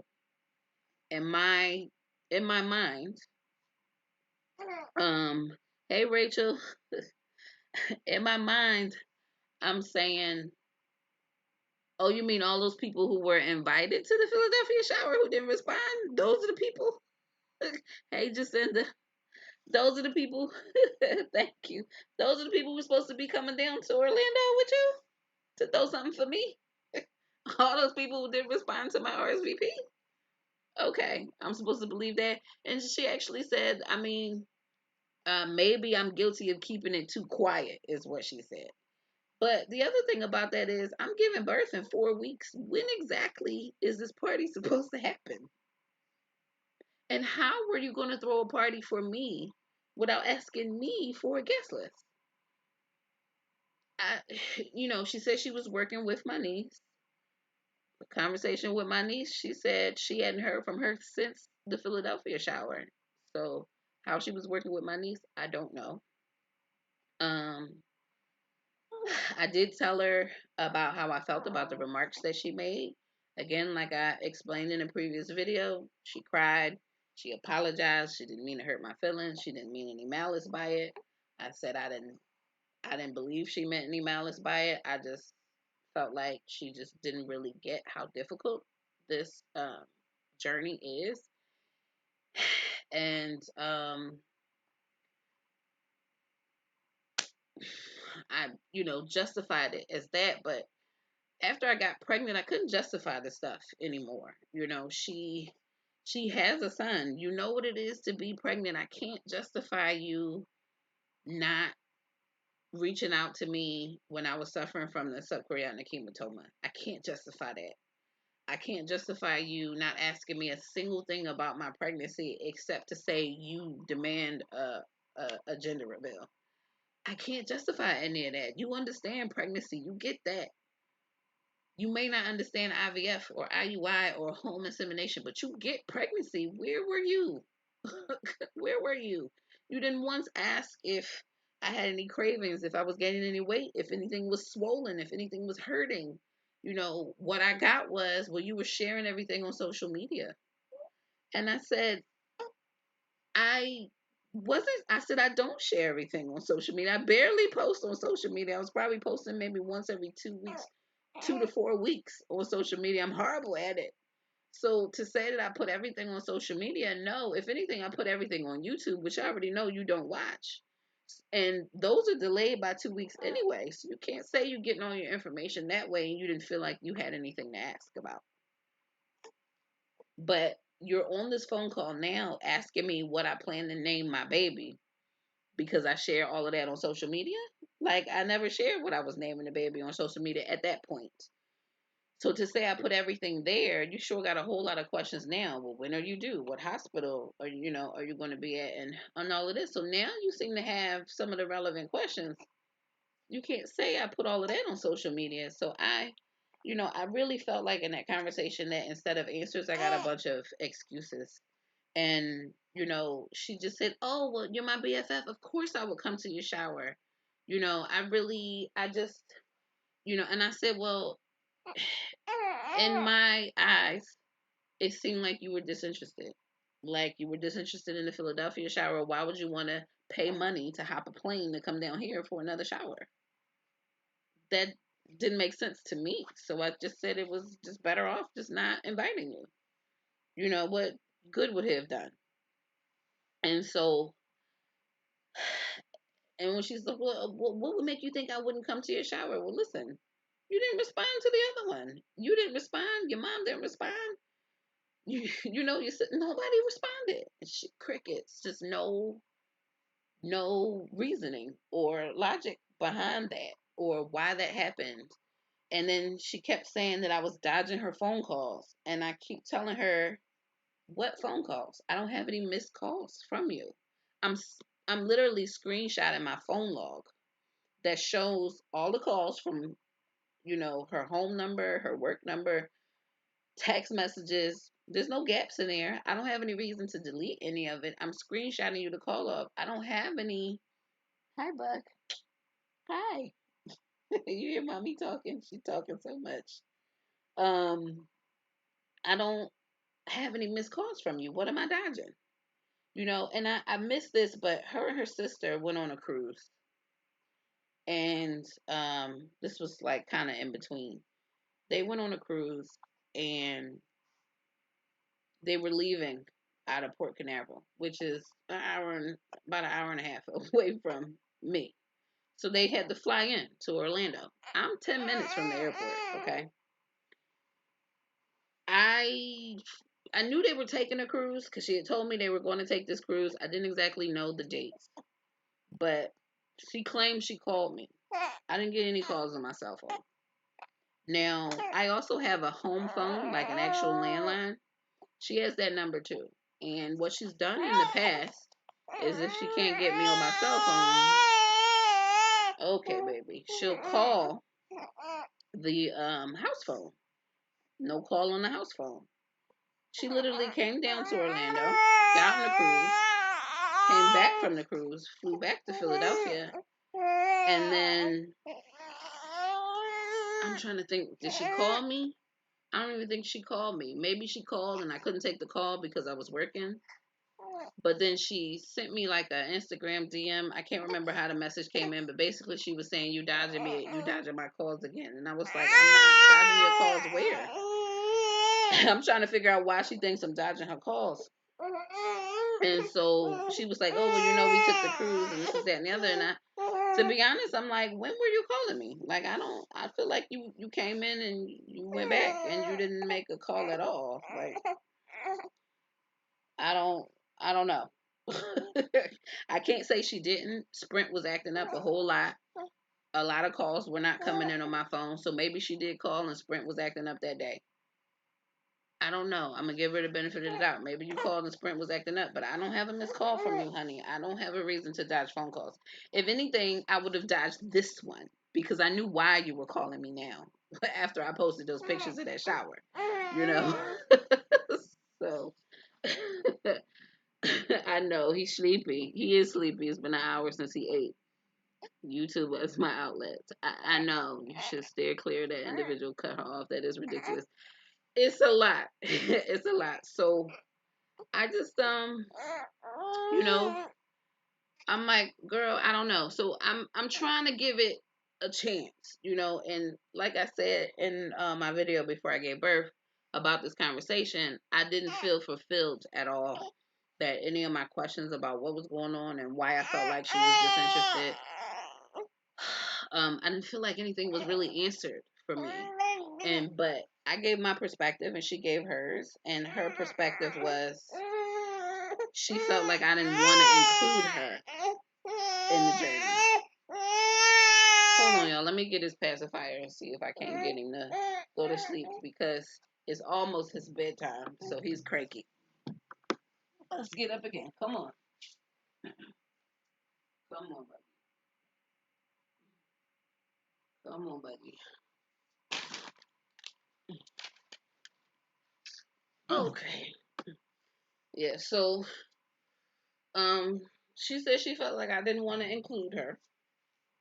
I don't know how she could have felt excluded when she was not blocked on Instagram, not blocked on YouTube. I just stopped sharing the details directly, but she had access to everywhere that I was sharing details. And she could have called me and asked a question at any given time, and I would have answered. She could have called me, she could have texted me. But in all this time that has been going on, she's not liked a post, she's not commented on a social media post, which is where she's getting her information, right? But she's not engaged with any of that information. So I can't tell. I can't tell. And I didn't mention all the lack of social media engagement from her on the call because social media is not that important, but it's important to the details. You put the pieces together and you really see the picture. So I'm just like, girl, okay. And so after this conversation, she cried, I cried. She's like, so where are we now? Or actually, she was just like, so what, you were just gonna let all this go by? And I said, no, yeah, it's warm in here. Destined for greatness. It's cold outside. I got the heat on. It's warm in here. Um, and I said, no, I wasn't gonna let it go by. I just was gonna wait until after I delivered because I just didn't want the stress of this conversation. But since you're calling me to have the conversation, let's have it. So after all of that, and she goes, well, where do we go from here? And I said, well, I guess we're just two different sides of the same coin. You know, I felt like you were disinterested. You felt like I didn't want to include you. Let's call it a misunderstanding and move on from here. So, um, okay. And then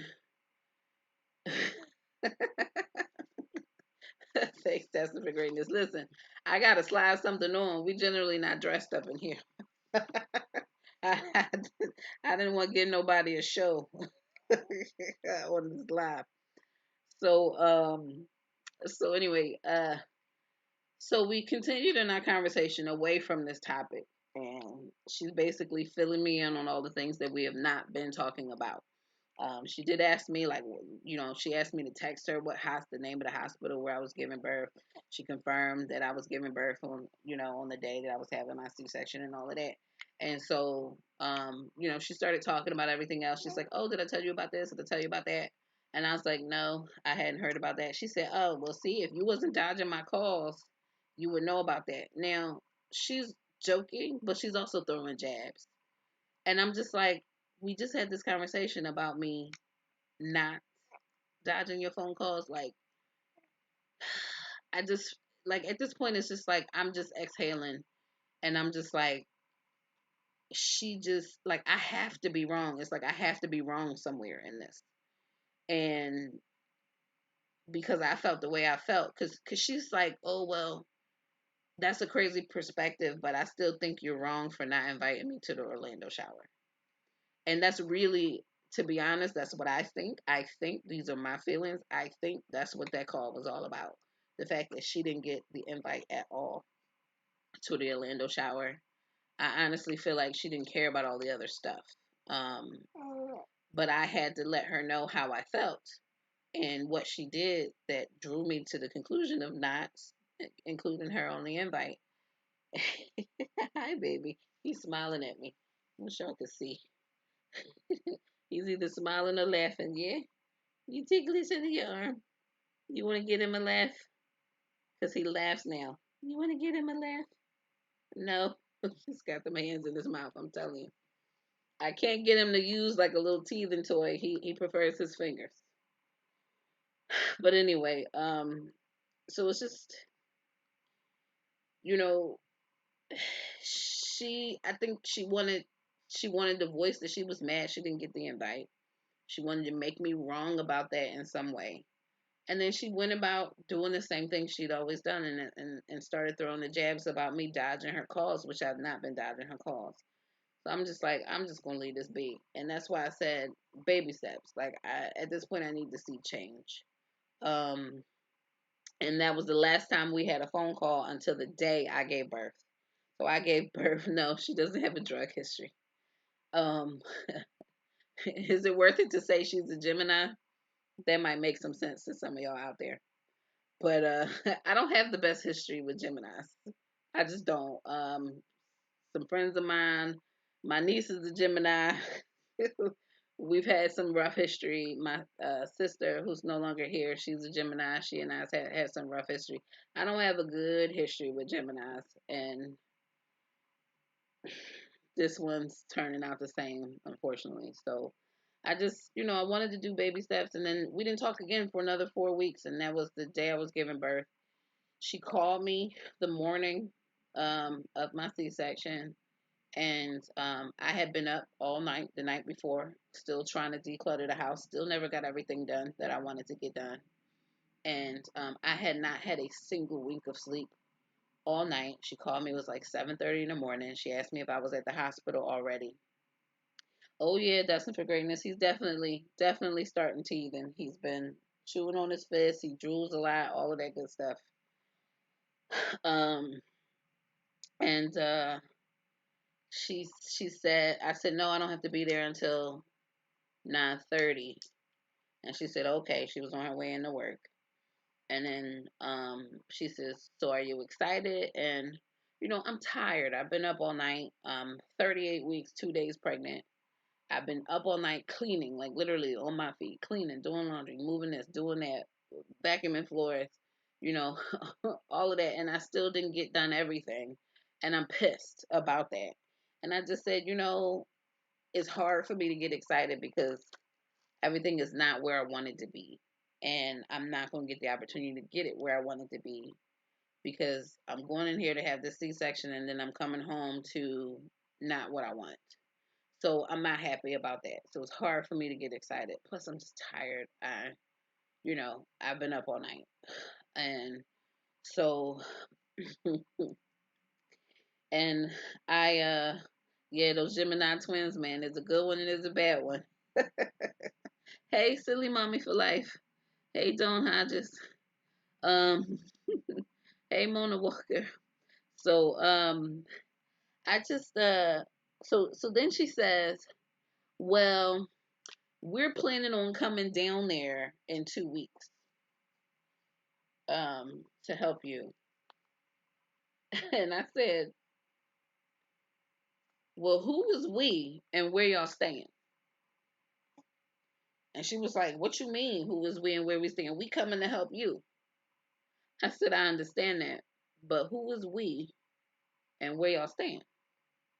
Because I just got finished explaining how I've been up all night trying to clean my house and I still didn't get it done. And my house is still like a wreck. So, I mean, if you said I plan on coming down there, that's different. You're my BFF. I've known you for years. It's like family. Who cares if my house is a mess, right? You're coming down to help. But you said we, like you bringing people with you. Now I need to know who these people are, who's coming into my messy house. Like I'm trying to stop a panic attack because she was like, well, I don't know how you're gonna feel about having people around your new baby. This is that and the other. And I said, to be honest, I don't know how I'm gonna feel. I've never had a baby before. I don't know how I'm gonna feel about the situation. And she was like, well, you let me know. Okay, I'll let you know. But see, we never got to the we, and we never got to the where y'all stay. And I think that put her off, you know.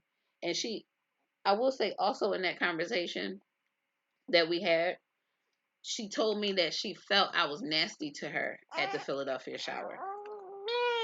And I said, I didn't have any shade to throw. I was nasty to you. She said, yeah, you were very nasty. Oh, I don't. I don't recall being nasty at all. I had a really good time. I had no reason to be nasty. It's possible that vibe could have come off because I did feel annoyed about the situation with her, but I didn't. She was coming. You know, at the end of the day, she was there. I didn't have a need to be nasty, but I just felt like this wasn't a BFF kind of thing where I didn't really hear from you in that situation. So maybe that vibe was in me somewhere and may have come out. I'll give her that, but I honestly don't recall being nasty. And so, um, we took pictures together. She came to my table. I went to her table. I worked the room. I don't. I don't recall it, but I just honestly feel like she just needed me to be wrong somewhere. So okay, I'm gonna give you that.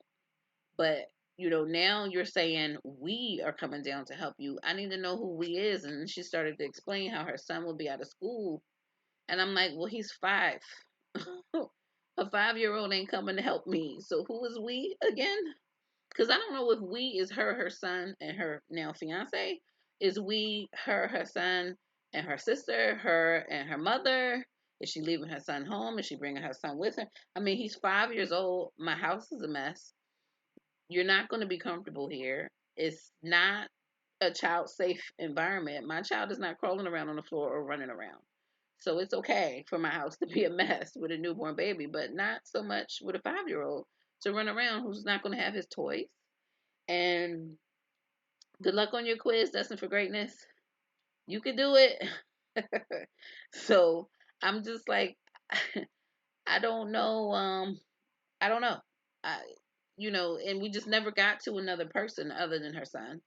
And I guess the offense there was that I was saying where y'all staying, as in I hope y'all not staying here, because you're basically telling me you're coming down in 2 weeks. But we have not had any discussion in the last 4 weeks. And we certainly have had no discussion about you all coming down here and staying with me. Because even though I don't know about having people around my newborn baby, what I did know I didn't want to do is have to host company and be worried about if you're comfortable, if you're fed, and if you're entertained while I'm home recovering from a C-section with a newborn baby. That's the one thing I didn't want to do. So to tell me that you plan to we coming down to help you, who's this we? I don't know how many people that is. I don't know how long you plan to stay. We didn't get any bit far with that. And she never answered the question. So I think she became offended by the way I reacted. And in talking about this to other people, I can see her perspective. But I'm about to have a baby. To say we coming down in 2 weeks, huh? Where y'all staying? Like, I didn't say you couldn't come down, but staying with me, like, my house is not ready, and I don't have an opportunity to get it ready for company. If you were coming by yourself, this wouldn't be an issue for me. But if you're bringing other people with you, that's a different story for me. I don't even like when the repair people come to the house and my house is a mess. I don't even like that. I don't like strangers coming in here and the house looking disheveled. I don't like that. So it irks me to my soul. So in some cases, it just has to happen that way. But I don't like it. And so that's not what I want. That's not what I want. I'm not coming to Philadelphia and bringing a bunch of people to stay at your place without talking to you about it. I don't think you should be doing that to me. But I think she felt offended by my reaction, and that may have sparked what further led from that. And that is, again, like I said, this was the day I was giving birth. She got off the phone, said she was walking into her office building. She was going to call me back. I never got a call back. I gave birth that day. Later that evening, I sent her a picture. It was just a picture of me and a baby to indicate to her, he's born, he's here, I'm in the room. She responded back via text message the next day with congrats. And I think 2 days later, I responded back with a thank you. That is quite literally the last correspondence we have had to this date. So my baby is now 3.5 months old. And I have made posts on social media which have gone unliked, uncommented by her. I have not received a text or a phone call aside from that congrats. So technically, I made the last correspondence to her. I've heard absolutely nothing since. So this is why I need to purge this situation, because we have now gone 3.5 months and my child has been unacknowledged by you, who are supposed to be my BFF. Even if you mad at me, you have not acknowledged my son in 3.5 months. How am I supposed to take that? I gotta read that the way it is.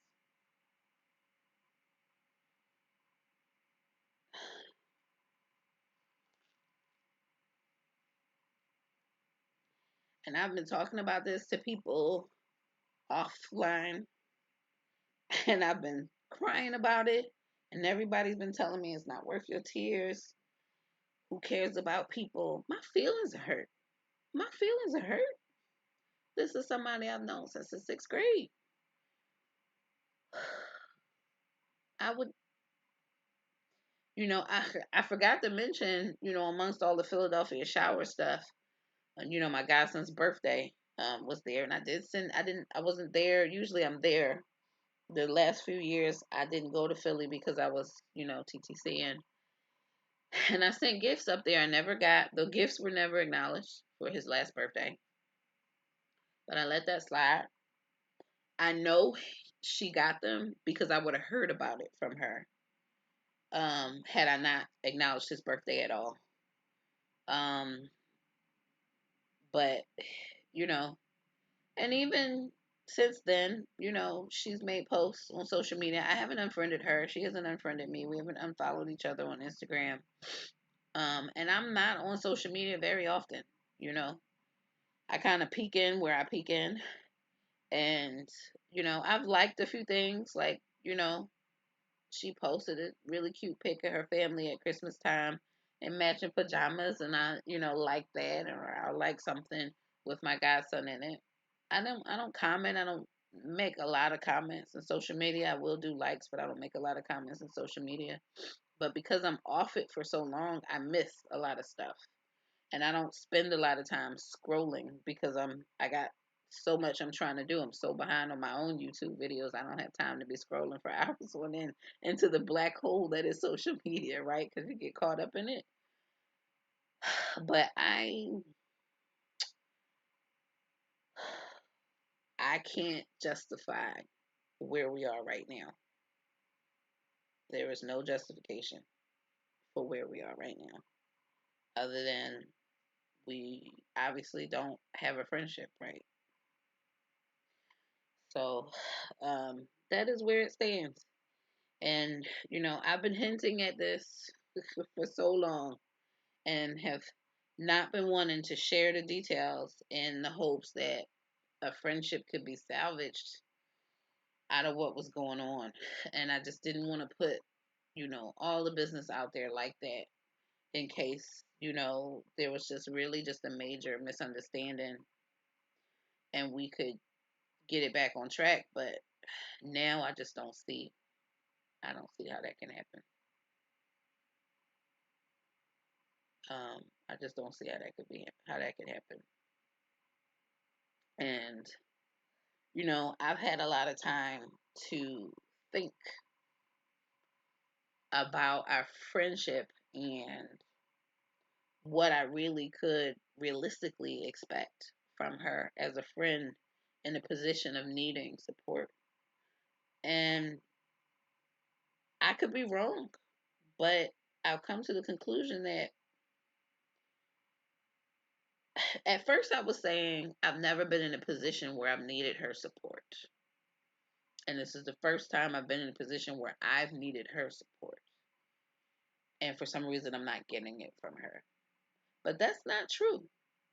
Since I was 19, I've had an entrepreneurial spirit. I've been in many like MLM businesses, I've sold things, and all of that.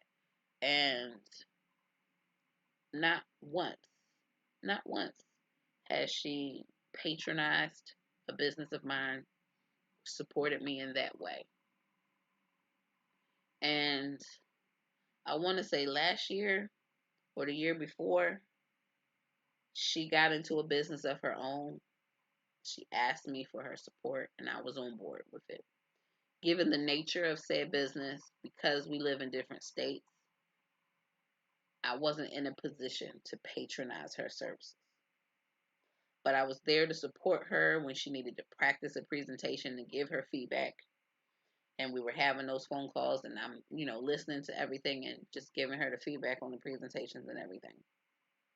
And I was there for her for that in that way, even though I couldn't patronize her business.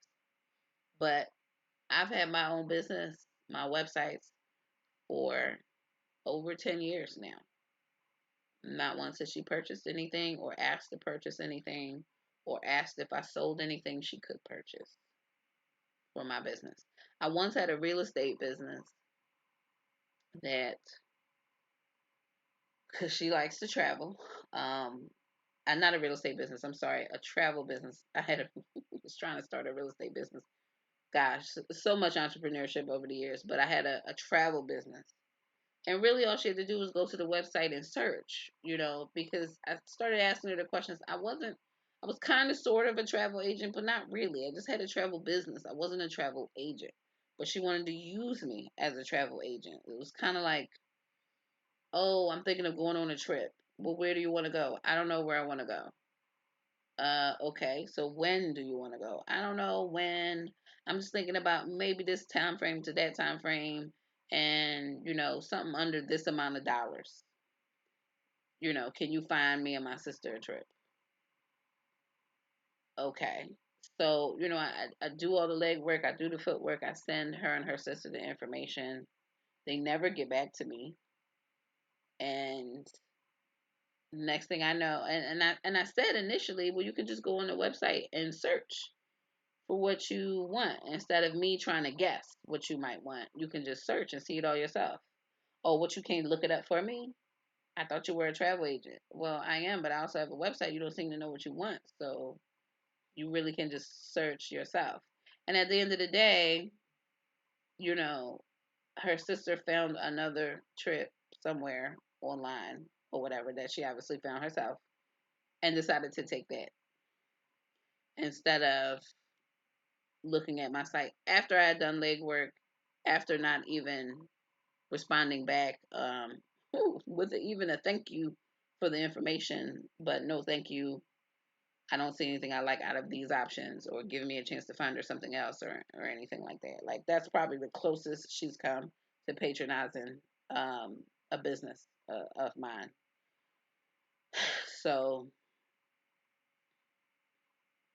um, you know, I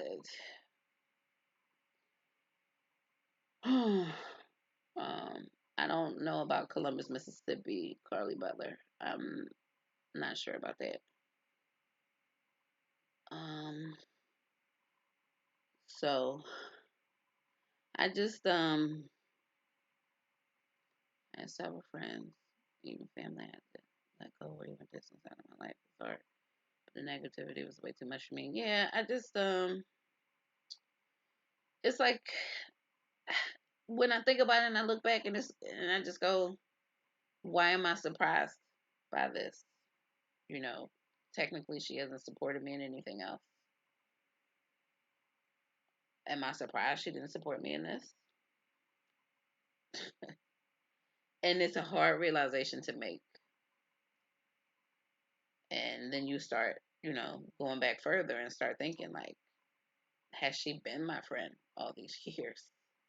Or have I just been her friend and I've just been someone convenient for her, convenient to travel with, convenient to gossip to, um, convenient to get advice from, to get information from without having to work too hard? I don't know. I don't know. And I've talked to my counselor about this. My counselor doesn't have very much to say other than sometimes people disappoint you. It doesn't sound, it doesn't make any sense why she's behaving the way she's behaving. And the reality is, I'll probably never know why. And I think that's what hurts me the most. And that's why I can't let it go. I need to know why. Why did you do this? Why are you acting like this? What did I do to you? Like I did something wrong, but I know I didn't do anything wrong. So I don't understand what's going on here. And that's what makes it so hard for me. But to get this far along without you acknowledging my child, that I worked so hard for. Come on, Kate. Get off the baby thing. I I can't continue like this. So I have to let it go. And this is me purging. This is me purging. So it's part of the journey, which is why I'm here on YouTube with it. I never wanted it to get here. I just, Deandra, I don't think that I'm still hoping for her to be a real friend. I think I'm just hoping for her to be an adult, a rational person, and say what the problem is. And I don't think I will ever get that. I don't think I ever will. Maybe she'll see this video and understand my perspective. This journey is so difficult. It's so difficult. It's difficult to go through with a partner. It's difficult to go through without a partner. And again, I've said it, I say it all the time, not having someone as invested in the outcome as you are is really like it's as much as we engage with this community, as much as we connect and get support from this community, and I appreciate all of it, you still feel so very alone. And the hope is that somebody from your life prior who knows you, who grew up with you, someone you call family, will be some sort of ride or die for you. And I mean, I have that, but not to the level I really wished I had. And the sad part is, my sister would have been that for me, and it's a void. Either way, it's a void. And even if she would have been that ride or die for me, it probably still wouldn't have filled the. I'm sure it still wouldn't have filled the void of my sister, but it would have helped a lot. So I mourned my sister this entire journey. I continue to mourn her because I have baby G now, and she's not here to meet him, and that makes me sad. And it's just, I wish a lot of things were different. I wish a lot of things were different. And it's unfortunate that a friendship was lost in this process because that's not what I expected.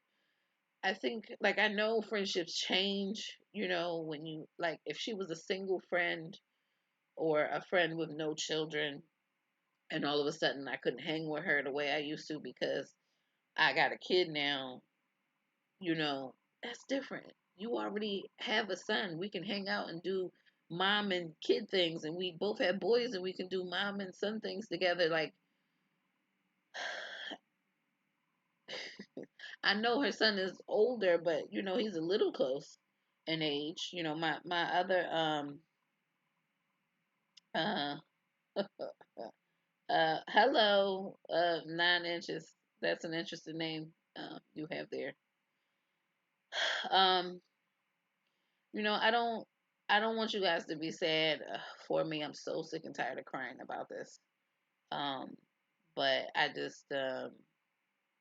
needed to get it off my chest, and doing this in a live is easiest because now I don't have to revisit it and edit it and post it. So it's just easier for me to do this in the live. Um, but this journey takes a real toll, um, in ways you don't expect, and you know, it's it's unfortunate. It's unfortunate. So yeah. So I almost titled this "A Reason, a Season, or a Lifetime: The Cost of TTC Journey" or something like that. I understand that concept. I say it all the time, but it's just, I don't know. I didn't expect this, and I didn't expect it from her, and that's the problem. My expectations, right? That's been my problem the whole while. My expectations. But I think when you're friends with somebody this long, you should be allowed to have some expectations, right? You should be allowed. And many people have put labels on it. Oh, she's jealous. She's envious. I don't know. When my friend stole from me at 7 years old, somebody told me, well, she stole from me because she's jealous. Well, what is she jealous of? Her mom and dad spoiled her. I was not a spoiled child. I'm the youngest. I was not spoiled. What does she have to be jealous of me of? You know, I never understood that concept. That person's jealous. That person's jealous. I think it's something else. I don't know what it is. I don't understand it. And a long time ago, I stopped trying to understand people and why they do what they do because I'm just never going to understand it. But I just really wish I knew why, and maybe when we had that conversation, if she'd have just said why, maybe there is no why. Maybe it's just I'm not the center of attention, and maybe that's the why. I don't know. I don't know. But um, I get tired of giving my all to people in relationships, romantic or otherwise, and not getting back the same in return. And I don't want to turn into some bitter person who can't be trusting. I already have trust issues. Who shies away from building relationships in general because these things happen. I don't want to be that person. So I try to seek understanding in what happens. And unfortunately, I don't always get that. So for me, there's no closure in this situation. Um, but what is closure really? Oh, was there a picture? I didn't see a picture. I'm sorry, silly mommy for life. Um, but thank you for reporting them. I guess the mess. I just see the messages were retracted. I didn't really get to see. Um, or you mean their profile picture? Because they're really small for me. Oh goodness. Now that I'm looking at it, no, we don't need to see that picture for sure. Let's get that out of there. Deleted or otherwise. I didn't realize the profile picture. Sorry about that, y'all. Um, yeah. So I just it's a crazy situation. And I don't know, for me as a person, even if I'm not like cool with you, or even while I was going through my journey, I still congratulated people because babies are a blessing no matter what. You know, so many stars have to align to get babies here. Not just to conceive them, but to get them here, Earthside, you know? And how can you be mad at somebody for having a baby? Even if you're mad at them, how can you not acknowledge the blessing that is a new baby, even if it's just to say, congratulations, your baby's beautiful, or bless them, or whatever the case may be. I don't know. How do you know somebody for so long and just delete them from your life at such a pivotal moment in their life? I don't understand it. But what I will say is it speaks a lot of volumes about the kind of person you are when you do that.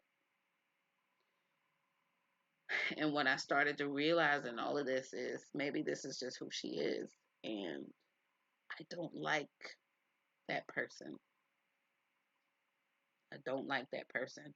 And that scares me as well because I allowed her to be my friend. So what does that say about me? I don't know. Ugh. Yeah, YouTube hasn't. It's probably a brand new profile that they're using just to troll, and YouTube hasn't caught on to it. But it's not even just a YouTube picture. It's like a Google picture. You know.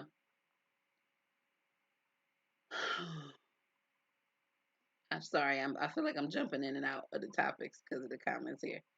When a person has a jealousy in their heart, it consumes them. I guess. But it's also like, you know, she's going through a very pivotal moment in her life. She's newly engaged. You think she's happy or something. I don't know. I don't know. I don't want to speculate what's really going on with her, other than the fact that she was put off by how I responded to her, I guess, intent to help me. And, you know, I tried to put her at ease, considering that she's like, yeah, we're going to come down in 2 weeks. I was just like, if your concern is that I'm by myself, I do have a doula, a postpartum doula who will be here. I hired one. So if the concern is that I'm by myself and that I don't have any help, do know that I do have help. And that's just to ease the urgency. Like, you want to come down and visit, you don't have to come down right away. You can come down a month from now, 2 months from now, 3 months from now, 6 months from now. Or come when it's colder up there and you want to get away from snow. That like now would be a great time, to come down. So I have a lot of people coming to visit. Sandra's probably still not in here, but she came down and visit. So it's, but she and I have been talking about that throughout my pregnancy. So if coming down to visit was something you really, really wanted to do, we would have been talking about that, no? But we didn't talk about any of that. So it's just like the timing and the place of it didn't seem very genuine to me. It didn't seem very genuine. It just seemed like you saw a lot of people around me who you don't know doing for me, and it made you look bad. So you felt like you needed to do something. And that's how it was coming off to me. I don't know if that's how it was in her world, but that's how it came off to me.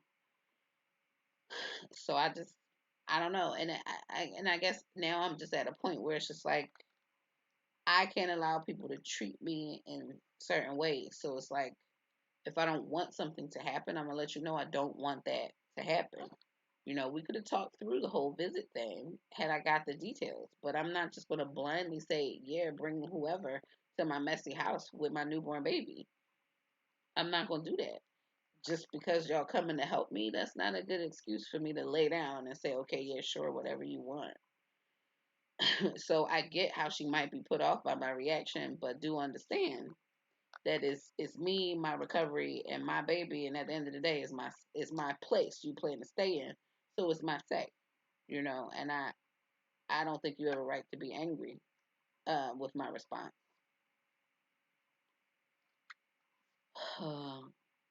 Yeah, Deidre, it's it's hard. Hey, Mika T. Yeah, I know it's hard. You know, you go through these situations. You know, she and I have taken a friendship break before. Like kind of like around college time to a few years after college, and then somehow the friendship came back around. But by then I was living back here, in Florida, and the friendship kind of came around and we were good. But like I said, I've been down here almost 50, 14 years. You know, so like 14 and a half years at this point. So I I don't know. I don't know, y'all. I don't know, and I will probably never know. But at the end of the day, it's purged. And the fact that I didn't break down into a million tears on this video speaks a lot of volumes to me and where I am with the situation right now. She might have to get her life together before she can even apologize to you if she ever does. Um, I don't, to be honest, I don't think an apology will come. Maybe it will, but I think it'll come as a blanket. I don't think it will come with any specificity if it does come. I think it'll be so far gone, she'll probably have forgotten what she was apologizing about. But I think she feels she's justified in what she's doing, and she's within her right to feel justified, just like I feel justified in what I'm doing. So, I mean, at the end of the day, I don't even want to say the ball is in her court because at this point, you show me what our friendship means to you and how you've treated me and how you've treated my son. And I don't know, I can forgive because forgiveness is for me, but I can't forget something like that. And if there was an apology to be made, it will never be the same. It will never be the same. There isn't a whole lot of coming back from this. I don't think. I can't predict the future, but I don't feel that right now. Hey, CJ. She sounds selfish or one-sided just to you. If it's meant to be, it'll be. Y'all are both adults. You shouldn't have to pacify her. No, and I don't. I don't have any intentions to. It's just sad. It's sad. It's just sad. And with everything going on in the world, you know, um, rest in peace to Kobe Bryant, his daughter Gigi, and okay, Puck, somebody's letting it loose. And the seven others, the mom, the dad, the daughter, um, the mom, the daughter, the other mom with her kids and husband at home, and the pilot. I don't know all their names, but just rest in peace to those. That situation is so incredibly sad. So incredibly sad. And, 3 children lost their lives, 4 families affected. 4 families, 1, 2, 3, 4, 5 families affected in that horrible accident. It's just sad, really sad. And, um, when stuff like that happens, um, and there's been also another death. I know I talk about my sister Gwen a lot, but I've also mentioned my sister Rochelle. I don't know if I mentioned her name, but my sister Rochelle is also deceased. She was killed in 2010 in a domestic violence incident. And I learned recently that her killer passed away while incarcerated. And I have mixed feelings about that because he is the father of my nephew. And, my sister and he were on and off for 20 years. He's a part of our family. And so, even though he's done what he's done and being responsible for the death of my sister, and you want justice to be served with that, and he took a plea. He only got 10 years. By the time the plea came around, he already had 2 years served, so he only had 8 years left. He was due to be released this year, the end of this year. Um, to hear that he passed away, it's like, man, I say this all the time too. No man stands unjudged before God, because I didn't feel like 10 years was enough punishment for taking a life, and I just felt like we didn't get justice in that courtroom that day. But no man stands unjudged before God. God will have the final say. And here we are 8 years later. God had the final say. And it's just like, I never wished death on him. I just felt like the time he was given wasn't fair. And and I guess in some way God made it right, you know. um it's mixed feelings because there was love for him, you know, being in our family so long. There was love for him. There's love for him being the father of my nephew. Um, I feel for him. I feel for my nephew who's left without his mother and his father, and it's sad. This news was just recent, just a few days ago, you know. It's just, in the wake of all of this stuff, you start thinking about what really matters in life. And it just kept bringing me around to this friendship that's not been a friendship for the past 2 years. Um,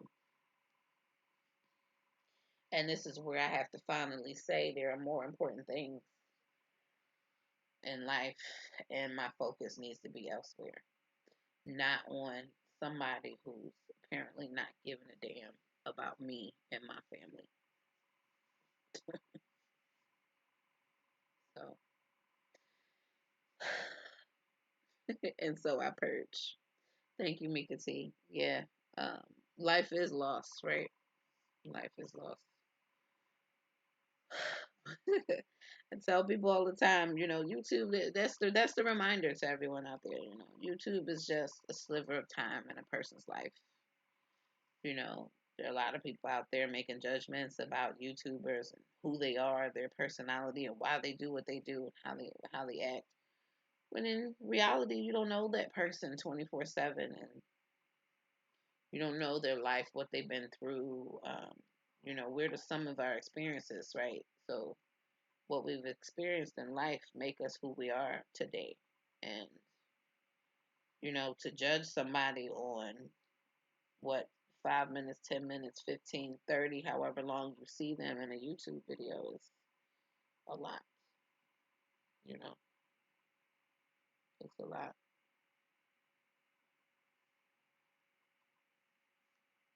Oh, I'm so sorry. My condolences, silly mommy for life.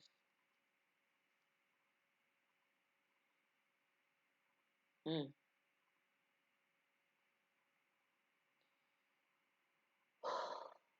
It's it's a lot.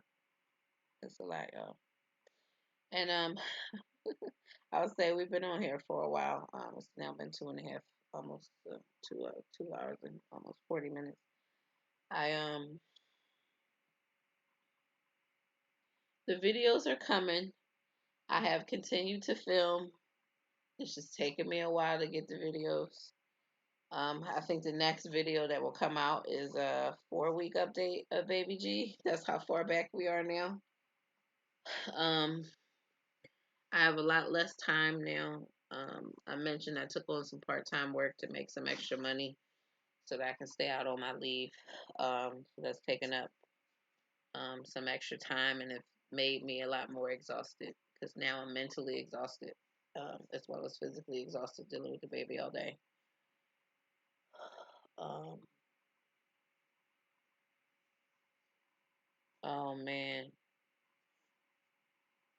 I'm so sorry, silly for mommy. I mean, silly. I keep calling you silly for mommy. Silly mommy for life. Sorry.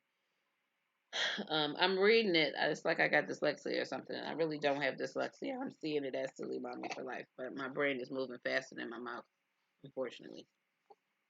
Um, but okay, Buck, he's standing up. You don't want to be in this diaper anymore because you just poop some more. He's awake. Say hello.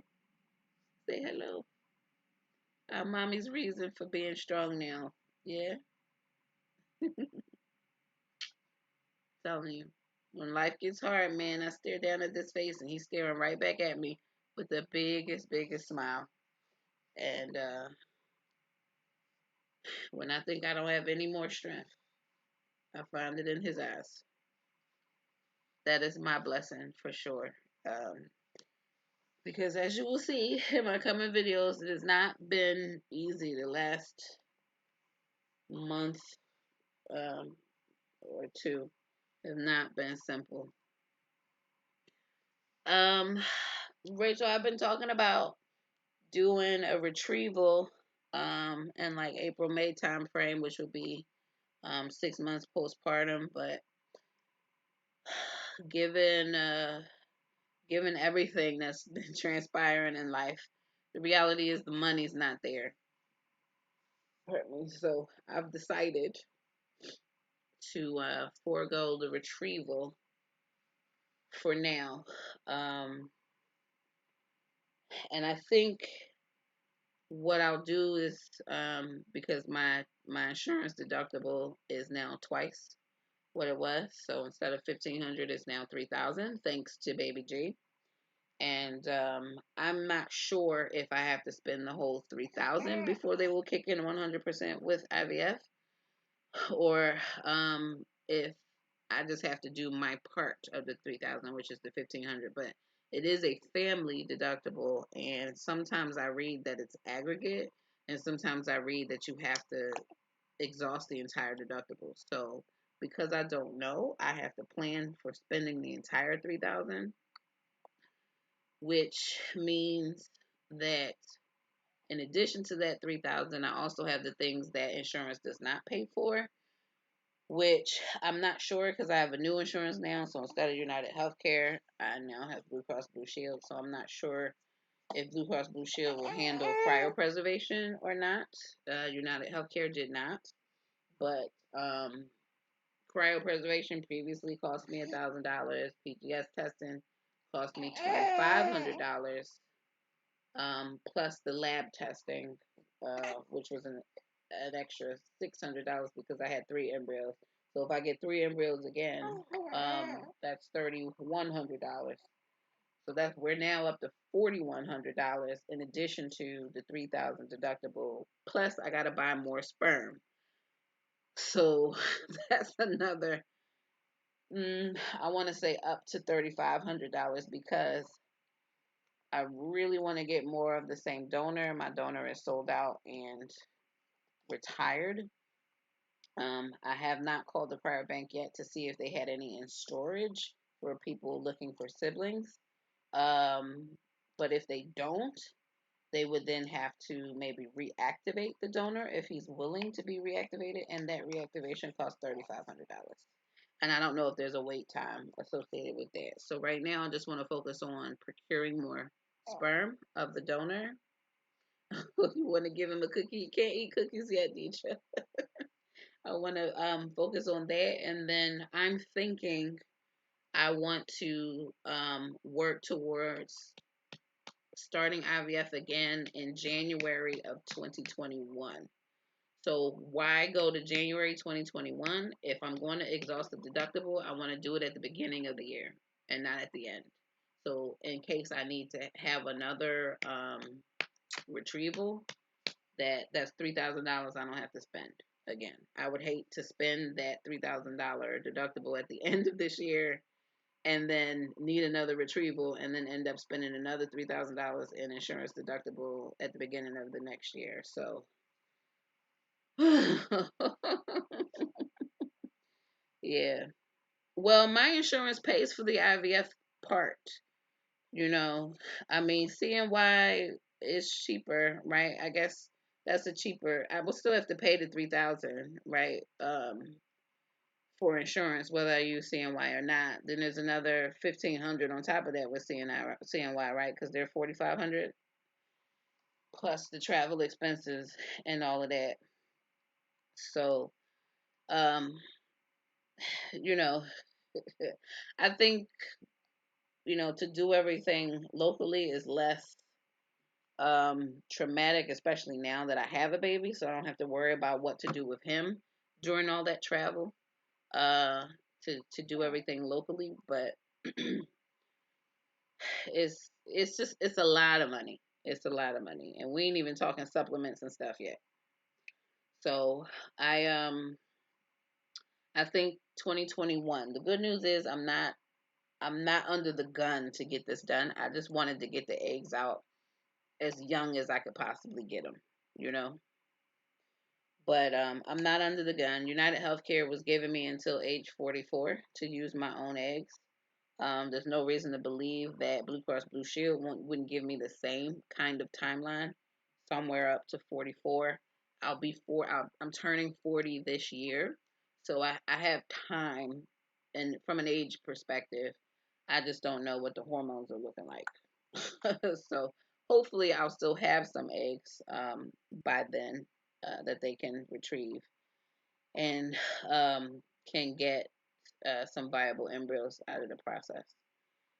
So hopefully I only have to do it one more time. The good news is that if I get started in 2021, I can go straight into transfer. I don't have to wait to do a transfer. I can go straight into transfer.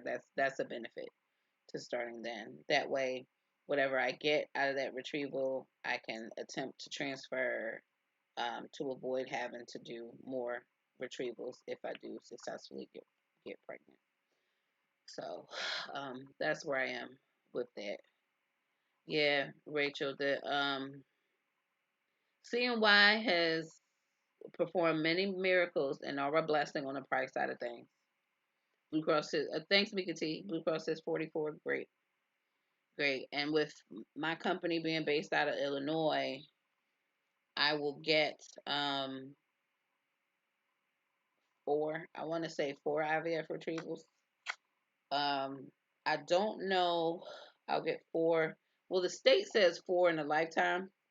When we did our open enrollment, I didn't have any information specifically on what we would get for infertility. I still have to look into that, but I'm not ready to do that yet. So I got so much other stuff to do. I still got to look into childcare for him. And I'm still working on things like my taxes and all that stuff done, trying to make sure I got enough money to make it through the rest of this leave. So, I'm just taking it one step at a time. Oh, it's for age 44 for IUI? What do they say for IVF though? I think I can skip IUI. How many IUIs does Blue Cross Blue Shield want you to do before they pay for IVF? 3, 4? I got a medical excuse. I don't know if Blue Cross Blue Shield would make me want to have a HSG or not. But, you know, my tubes were damaged and I've already gone through IVF, so hopefully they don't force me to try to do any IUIs. Because that would be stupid. I would definitely have to look to do it out of pocket, in which case I might end up going to CNY. We'll see. We'll see how it goes. We will see how it goes. But one day at a time, one one moment at a time, one step at a time, one foot in front of the other. Because life is hard, man. Life is hard. Hi, Michael Riley. Thank you. So it's just that felt good. I don't know about y'all. Thank y'all for hanging out with me. I don't know about y'all, but it certainly felt good to purge all of that and just sort of move on. I felt like I've been keeping this secret from you all about this situation. Oh, sorry, baby, I'm scratching. I gotta cut my nails. Okay, all right. Yeah, now you're really hungry. I know. All right, let's see when the last time you ate. Okay, it's been 2.5 hours. It's been 2.5 hours. You're hungry for real, and it's night time. So mommy's okay. Mommy's okay with feeding you. He was born in October, so he's 3.5 months right now. Uh, I know all those big companies are self-insured. Like I used to work for Lockheed Martin; they're self-insured as well. So that's how this like being self-insured gets you through so many of those loopholes. I remember when Lockheed first went self-insured, and then shortly after that they passed that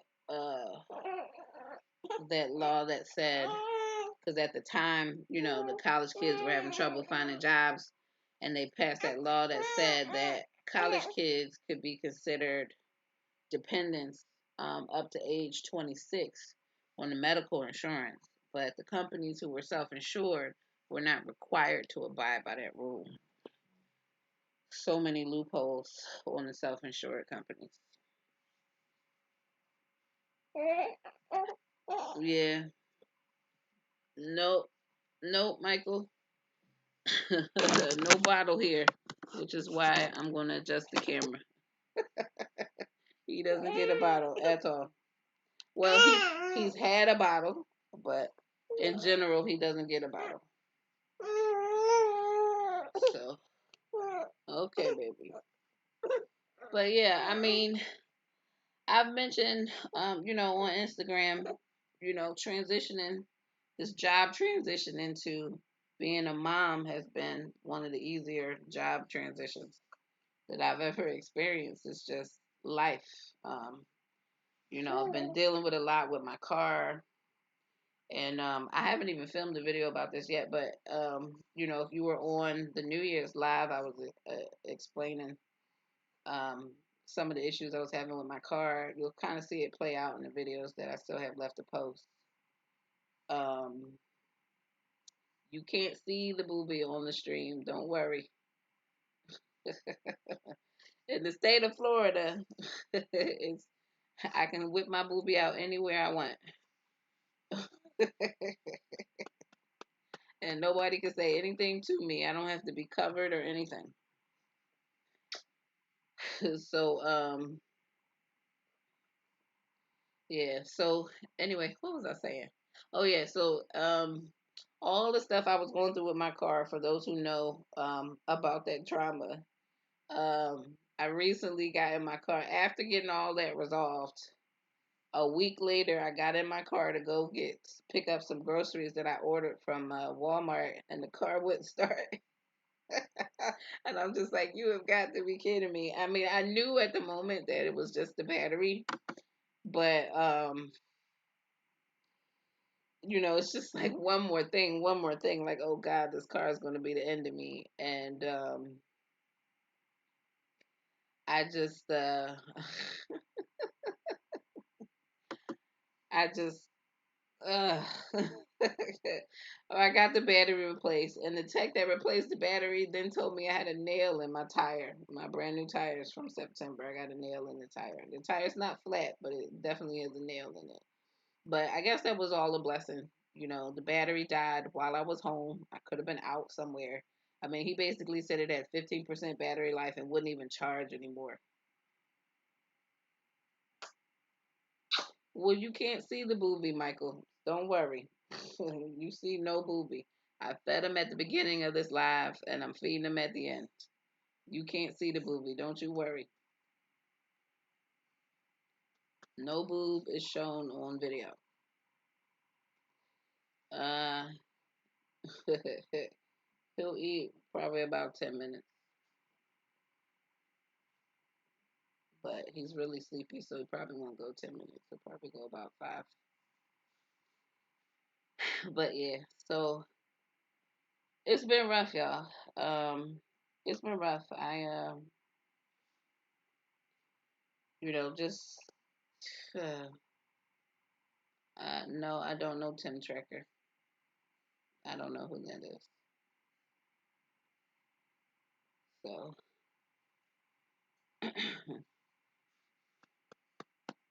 so it's just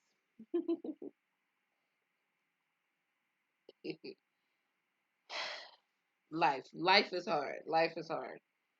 Um, being a single woman is hard. Um, so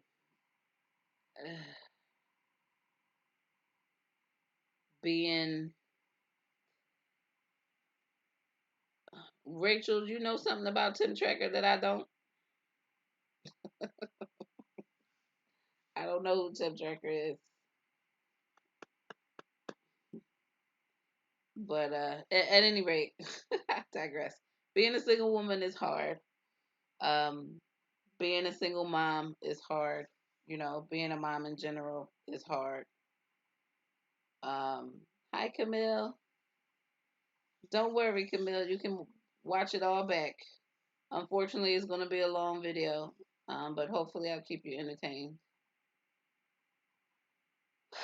Yes, I will definitely go to Disney with him at some point. I'll wait till he's about 2 years old so he can actually remember it, probably. I'm not a big fan of Disney. I'm more of a Universal kind of girl, Universal or SeaWorld kind of girl. So I prefer those parks myself, but I do think every kid should go to Disney World.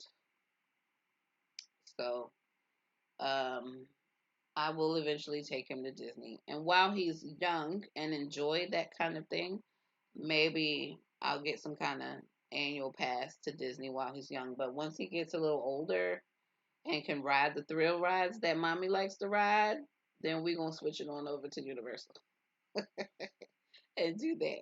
But we'll probably do, all the parks here. There's also a Legoland a few hours away. I've never been to Legoland, so we'll probably do that too. I know. I mean, it's alive. It's open for everybody. More than just the subscribers. Deidre. So, but yeah. So we'll figure it out. I love the theme parks. Um, am I on the roll with the monthly lives? This is the easiest way to come to y'all. I feel like you're gonna get the other videos, and it's gonna be like, well, we've already seen him. He's older than that now. It is just gonna be old news. But so I'll try not to get too much into details with stuff I know I already filmed. Um, I probably won't do a YouTube live stream from the amusement park. I mean, I might film a few clips here, a few clips there, and then post something on YouTube. But I don't think I'll do a live stream because I want to actually enjoy the park. It's kind of hard to enjoy, when you're focused on a phone in your hand or a camera in your hand.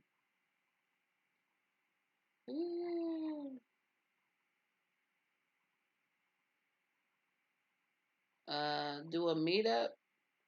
I have met quite a few women from here on YouTube in person. I've not done it like a group thing, but I've met quite a few individuals. Other YouTubers that I follow, some people who follow me have we've managed to meet up in various places.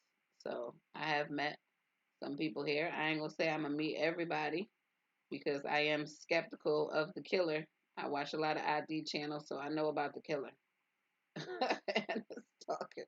So I don't, you did New Year's Eve now, a month later. Good updates. Okay. Thanks, Mikati. Yeah, yeah, yeah. You'll have fun at Disney. I just think Disney is for like little kids and for people who've never been. I like thrill rides. Like I'm a roller coaster rider, and I like those simulation rides. And they're just like if you go to a single park in Disney, there isn't a lot of that in Disney. There's a lot of the character stuff, a lot of the kiddie, a lot of stuff to see, but not like a lot of thrill rides. So that's why I like Universal because it's like a park full of thrill rides and not necessarily roller coasters, although there are roller coasters there as well.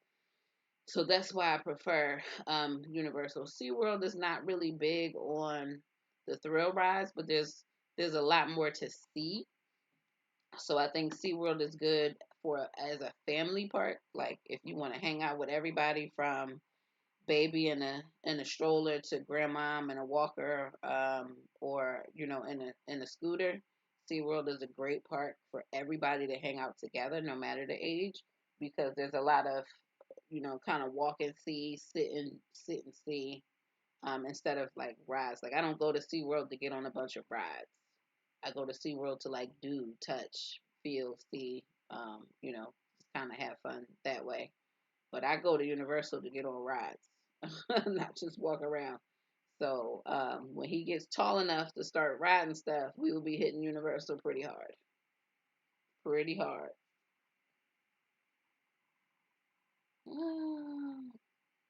Oh, silly mommy. Is that your nice way of saying you don't mind seeing my videos in live streams? Is that your way of saying my other videos are too long when not in live stream? Is that a nice way of saying that?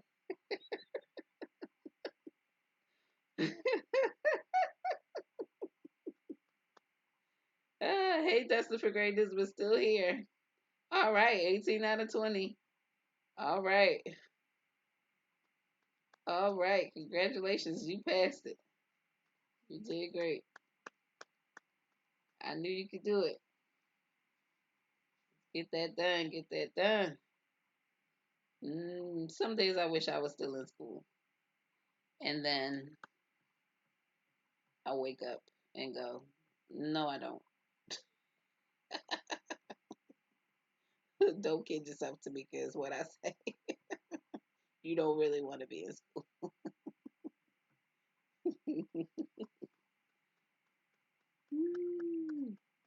Yes, yes.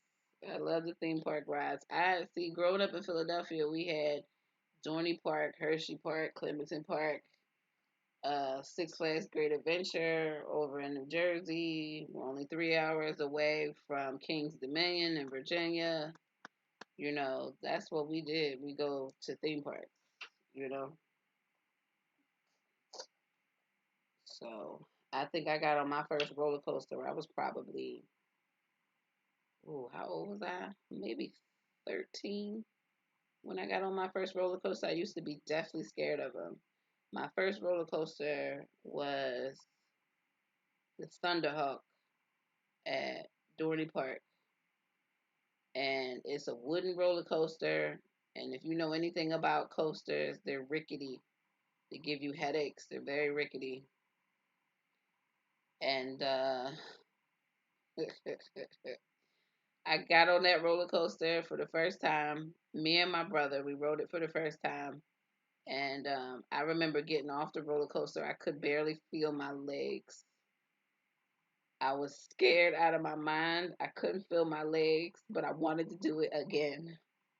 So we got off the roller coaster and we rode it again. I think we rode it 3 times back to back. And I've just had a love for roller coasters ever since. Ever since. And it's funny because my aunt had come down here. They live in North Carolina with her. She had come down with her youngest 3 kids, and they had never been on roller coasters. And my aunt didn't want to get on the roller coaster, so I was with them, um, and at SeaWorld, and their first roller coaster was the can't remember the name of it, but it's basically like you're riding a stingray. So that's a big roller coaster to get on for your first one, but they wanted to get on it, and I remember my little cousin coming off it talking about, I can't feel my legs, which is exactly how I felt when I got off my first roller coaster. And I was like, yeah. She was like, that was so much fun, but I can't feel my legs. And then we were coming out, and she was like, who put these stairs here? This is hazardous. I can't feel my legs, and we got to walk downstairs. It reminded me of my first roller coaster ride. I was so proud of them. So proud of them. And they were so scared. Like, they were so amped to do it until we got there. And then all of a sudden, it was like, I don't think I want to get it on anymore. And I said, nope, nope. You made us stand in line. We got to do it now. We got to do it now. So I forced them to get on. I'm like, you'll be fine. You'll be fine. They wanted to ride roller coasters the rest of that weekend that they were here. When we got to Universal, they wanted to get on everything. And at this point in my life, I love roller coasters, but I got to be in the mood to get on a roller coaster.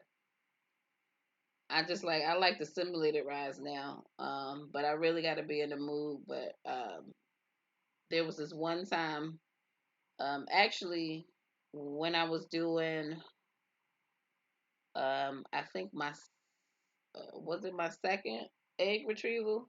I think I did the video. Me and my niece, we went to Universal by ourselves. That was over the summer, and my niece, all she wanted to do was ride the roller coasters.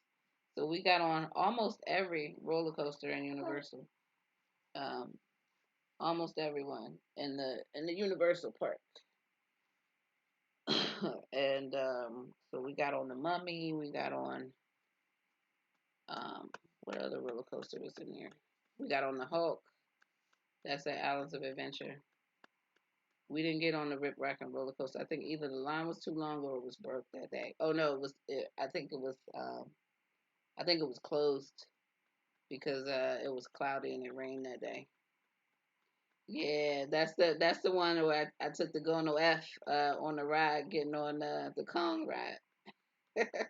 That's the video. Yeah, I think that was my second egg retrieval. Yeah, good times, good times. That it had been a long time since I've been on roller coasters, and I think my niece just probably thought I didn't like I wasn't about it as far as the roller coasters. So, like she was real surprised I was just riding the roller coasters with her. Ah, I don't know what Dollywood. That's based off of Dolly Parton, right?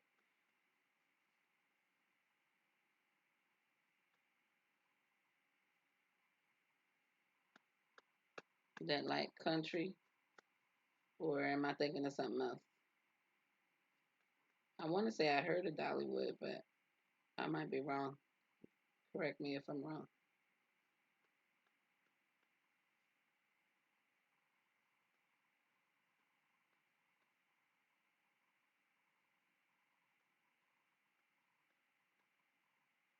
Yep. Okay. Dolly Dolly Parton. I like Dolly Parton. She's cool.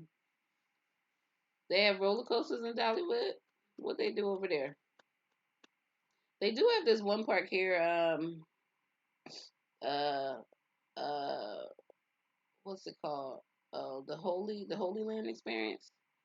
That seems to be really really popular. I've never been. But I know a lot of people kind of rave about it. It's kind of Christian based. That's all I know about it. But it seems to have like rave reviews by the people who've been. So I don't know, but I've never been there. But they do have that here.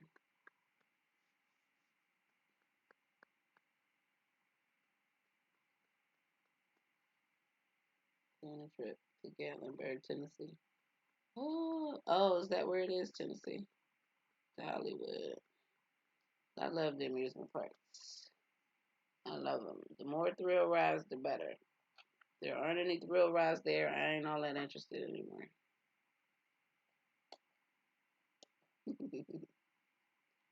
I ain't all that interested anymore. I don't know how long we've been eating.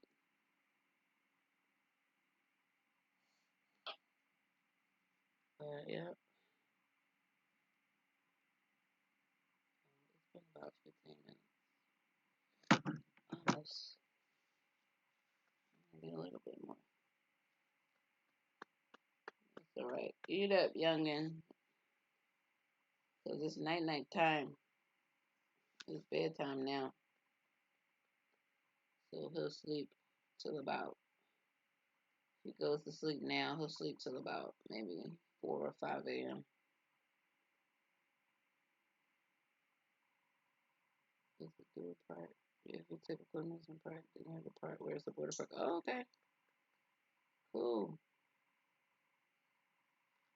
Oh, you Destined for Greatness, you've been to Holy Land experience down here? Or you're here in Florida, so you've been to Holy Land experience. Is that what you're saying? I've never been. People rave about it. Or you're not talking to me at all. Uh,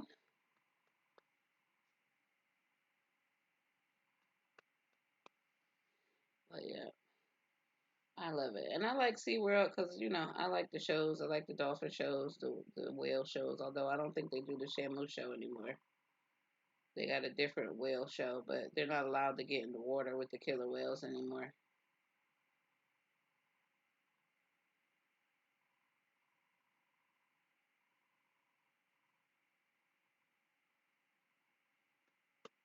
So I don't know. SeaWorld's not exactly the same, but there's so much to do in SeaWorld.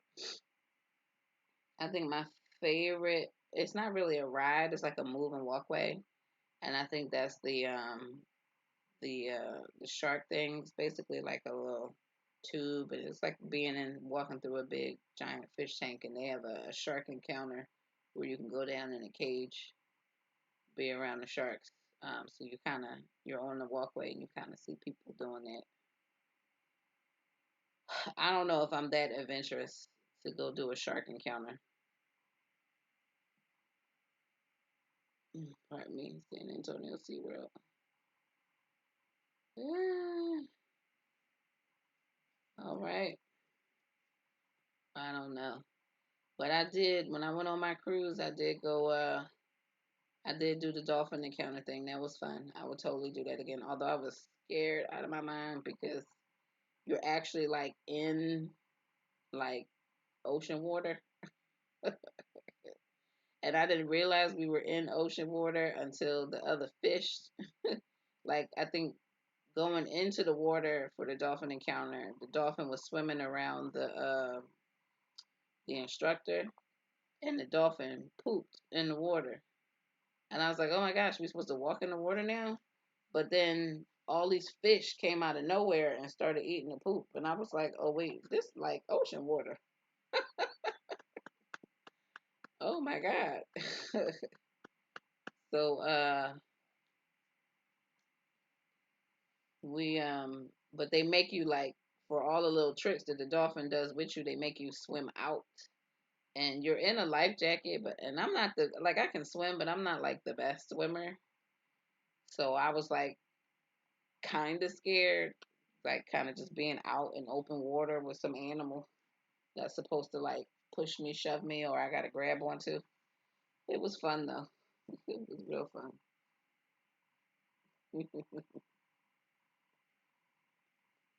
10 days, 9 nights. So, silly mommy, are y'all gonna go to all Disney parks? Or y'all gonna take any side trips to like SeaWorld or Universal while you're down here?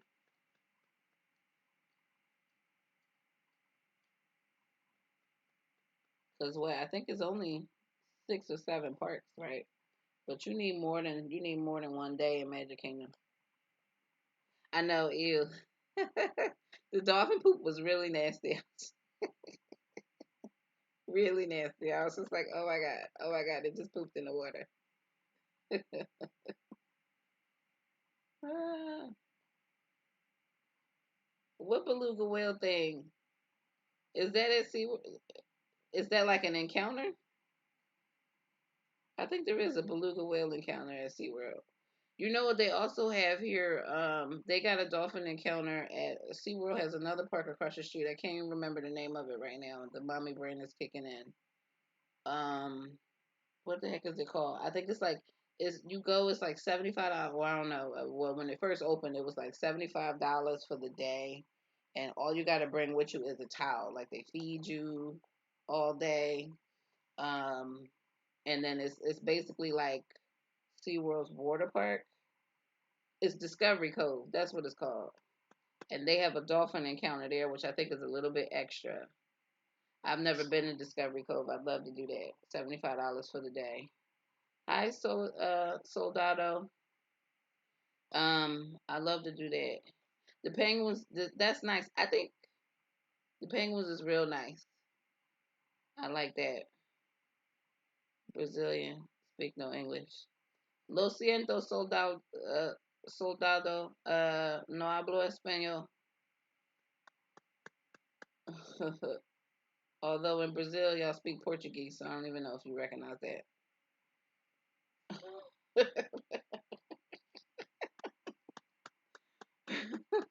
But maybe that'll make sense. Lo siento, no hablo español. I don't know how to say that in Portuguese. I'm sorry.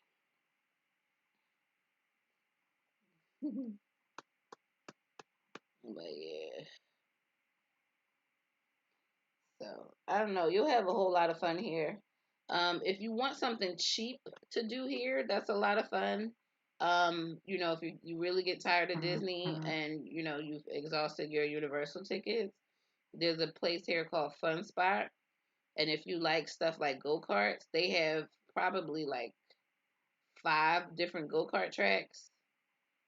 And you can pay to ride each ride, or you can pay one price to ride everything as much as you want. So Fun Spot is really fun. They've got like a little roller coaster or whatever. They're like a little small park. It's not a theme park.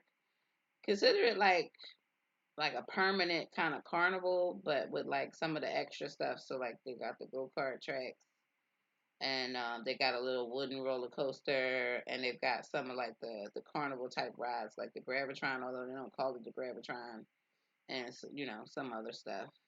And there's like a little arcade and stuff there. So if you want something to do with the kids, that's like not super expensive like these large parks are. Check out Fun Spot. Yeah, Discovery Cove is cool. I like it. I've never been, but I'd like to go. And I haven't been. Universal is a water park now, which I also have not been to. That used to be the Wet and Wild here. Um, that's super great. They holding it for review. Dolphin poop. I'm gonna hit show on this. Yes, dolphin poop. Not fun, but all the fish came in and ate all of it, so I felt a little better about it. But it was not fun seeing it, knowing that I had to walk through it. But the fish kind of had to come out and like swim past us to come get it because it was like all in a little area we were going to be standing in. That was definitely not water to get in your mouth, okay? Definitely not. Definitely not.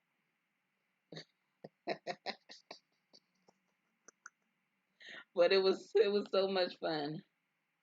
Hi, Barack. Bienvenido.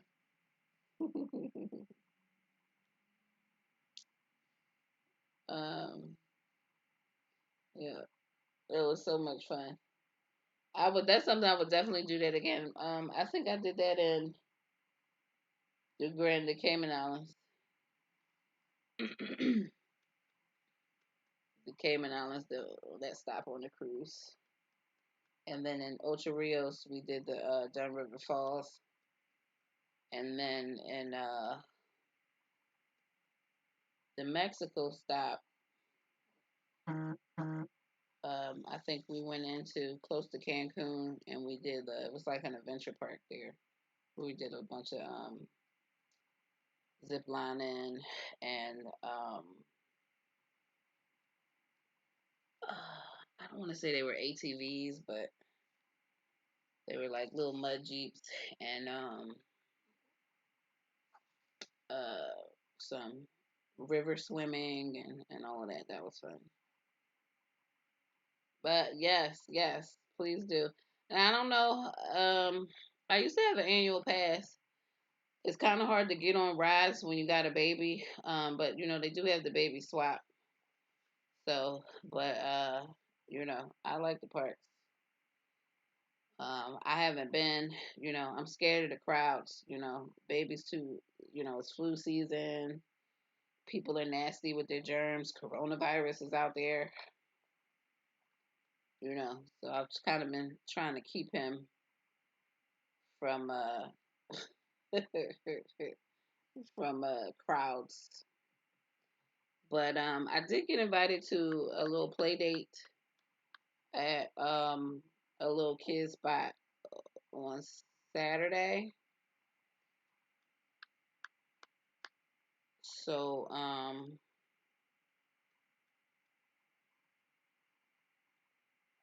don't know what CM means either.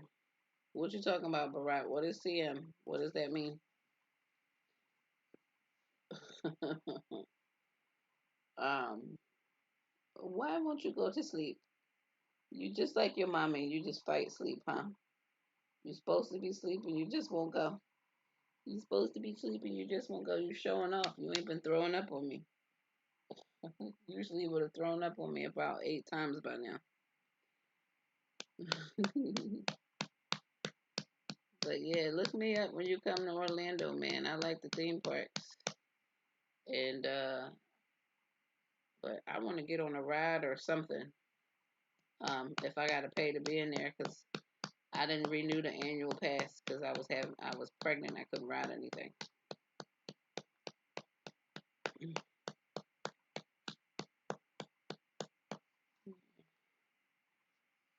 So I didn't renew it. But I'll go.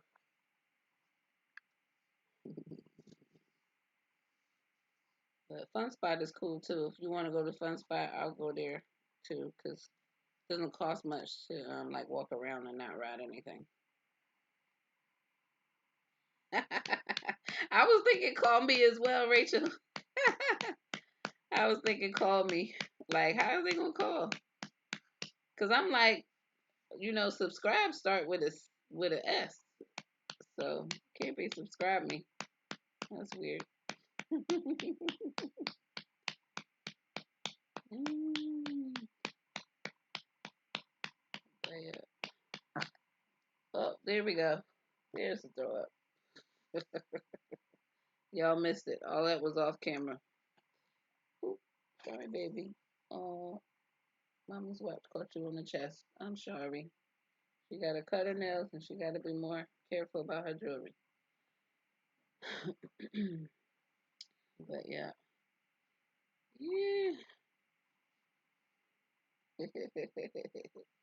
There it is. Now that he's not eating, I can readjust this so y'all can see. Yeah. Say hello. Say hello. I'm fighting sleep. Yeah. He's kind of like over sleeping all the time. Usually he takes 2 good naps during the day. Or I can get an hour or two out of him. He was asleep for about an hour and a half, almost 2 hours prior to me coming on to the live. So that was kind of like that nap. I was hoping to get him down for. Oh, I guess that was the last nap before. Um, thank you. Yeah, you probably ate too much and you're throwing everything up. Um, Pre-hypertension. You need to be careful about what? About the thrill rides? What do you need to be careful of, Dustin, for greatness? With the pre-hypertension, because I got hypertension and don't stop me from getting on the rides.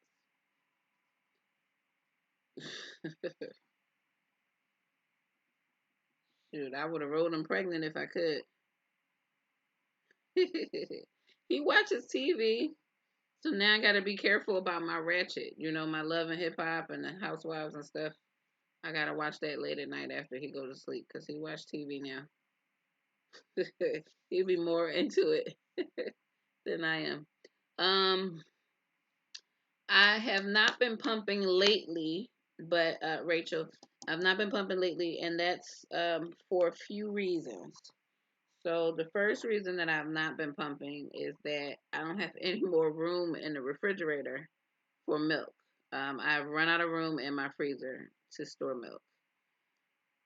The second reason is that now that I'm not doing IVF, I can breastfeed longer. So the main reason for me putting so much stress on the pumping is so that I could store milk so that he would have milk, breast milk for a year. So now that I'm not going to be doing IVF, I can continue to breastfeed. I don't have to stop. So I've been a lot more lax about the pumping. But I've also started my postpartum cycles. I've had one already. And with that cycle came a dip in my milk supply for a few days. And so I did have to supplement him with milk that I had in the freezer. I've since restocked that milk, but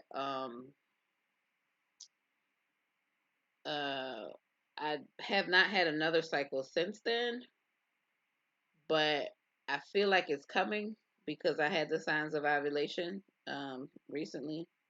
So I think in the next week, I'm probably going to get a cycle.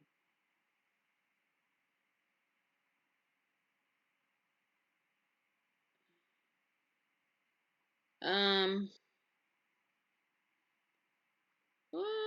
I don't know. I mean, if your blood pressure is controlled, a roller coaster is not going to hurt you if your blood pressure is controlled. I don't think it's about your blood pressure. It's more about heart conditions. Do you have a heart? I don't want to ask you if you have a heart condition, HIPAA loss. But if you have a heart condition, then they suggest you don't. I don't think I've ever read a sign that says if you have high blood pressure, you can't get on a roller coaster. I've been diagnosed hypertensive since I was like 24 years old. It's never stopped me from getting on a roller coaster.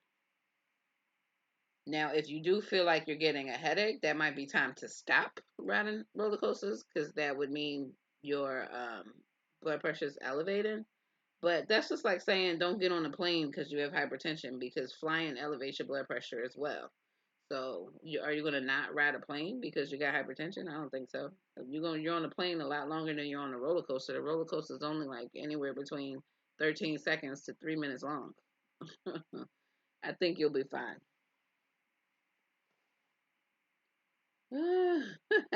Only if you're scared does the pressure go up, but it comes right back down. Adrenaline is a beautiful thing. The adrenaline will drive that pressure right down. Don't you worry. Don't you worry. Ratchet TV's 90 Day Fiance and Love After Lockup. Listen. I I'm a reality TV junkie, right? And I got started with Survivor, like, well, actually, not even Survivor. MTV's, all the kids in one house. Uh, the Real World. That's like the original reality TV show. So I got started with that when I was like 13. And then Survivor came out and I was like hooked on Survivor from like the end of the first season on, although I've been missing the last few seasons. But I'm a reality TV junkie, but I draw my limits. So like it's like I don't have any more room to record stuff. So I kind of drew the line at 90 Day Fiance and Love After Lockup and shows like that. But since I've been home on leave, I'll be catching them on repeat, especially over the weekends. So I'm invested this season in 90 Day Fiance. I'm totally invested. Love After Lockup, I still haven't picked up, but I'm totally invested in 90 Day Fiance now. Did you put off baby two for a while? Sorry if I said it already. Yes, I'm not putting off baby two. I'm putting off the IVF retrieval. So baby number two, I wasn't going to actually try for until he was at least a year or a year and a half. But I wanted to do the egg retrieval to get the eggs out as young as possible. But due to me finally thinking about the math on what that would cost, I have chosen to put that off until next year. And so we'll work on baby number two in 2021. So we'll enjoy him for the year, and then we'll work on the next baby. But yeah, so like I mean, I do love and hip hop. Um, Shoot, all that ratchet stuff. Black and Crew, um, Real Housewives. So as far as Real Housewives, I do Potomac, New Jersey, Atlanta, Beverly Hills. I did do Miami, but Miami's not here anymore, and that's it. I don't watch the OC. I don't watch New York, so I kind of drew my limit there. Basketball Wives, when that airs, I'm all in on that. Um, oh my goodness, you ate too much. You ate too much, baby, and you're just throwing it all up. But yeah, never had to ask that question before. Welcome to my 30s. Which question? Yes, I love the real world on MTV. Yes, and then and I think the first season I got in on was Chicago, the one that Tammy Roman was on. That's where I know Tammy. I know her from the real world, and I think she got famous because she got pregnant on that season and had an abortion. That was like the big thing that season, and then she got into it with that comedian guy, and she put his Timberland boots in the toilet. I wasn't watching the real world then, but I had spent the summer in North Carolina with my cousins, and my cousins were all on it, and I think they were like rerunning, and so they got me hooked on the real world. So I was watching the real world, and then I got in on the challenge. Um, I never watched Road Rules, but then they had the real world Road Rules challenge, which I didn't really watch, and then it just turned into the challenge, and so I got into the challenge, but I haven't really been watching the challenge lately. Just too much TV, man. I was trying to keep up with MasterChef and MasterChef Junior and all of that. It started to become a job to keep my DVR clean enough to not lose stuff. She wired her jaw shut. Who? Tammy Roman wired her jaw shut.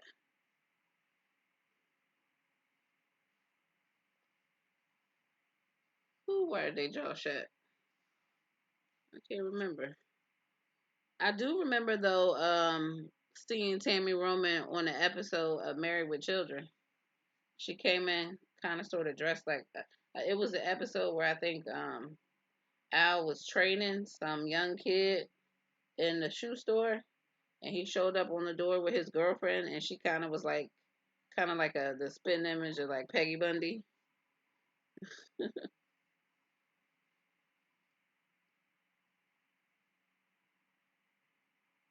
Did she wire her jaw shut?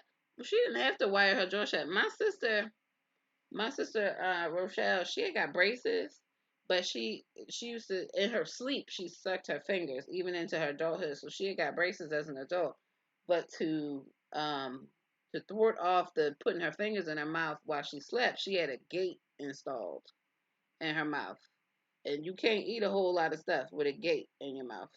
You can't eat. You're not supposed to eat a whole lot of stuff with braces, but people manage to do it. But she had a gate, so she was on a lot of soft, almost liquid foods.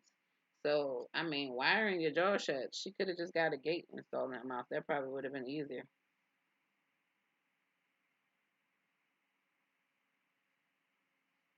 What show did she wire her mouth shut? That wasn't on the Real World, was it?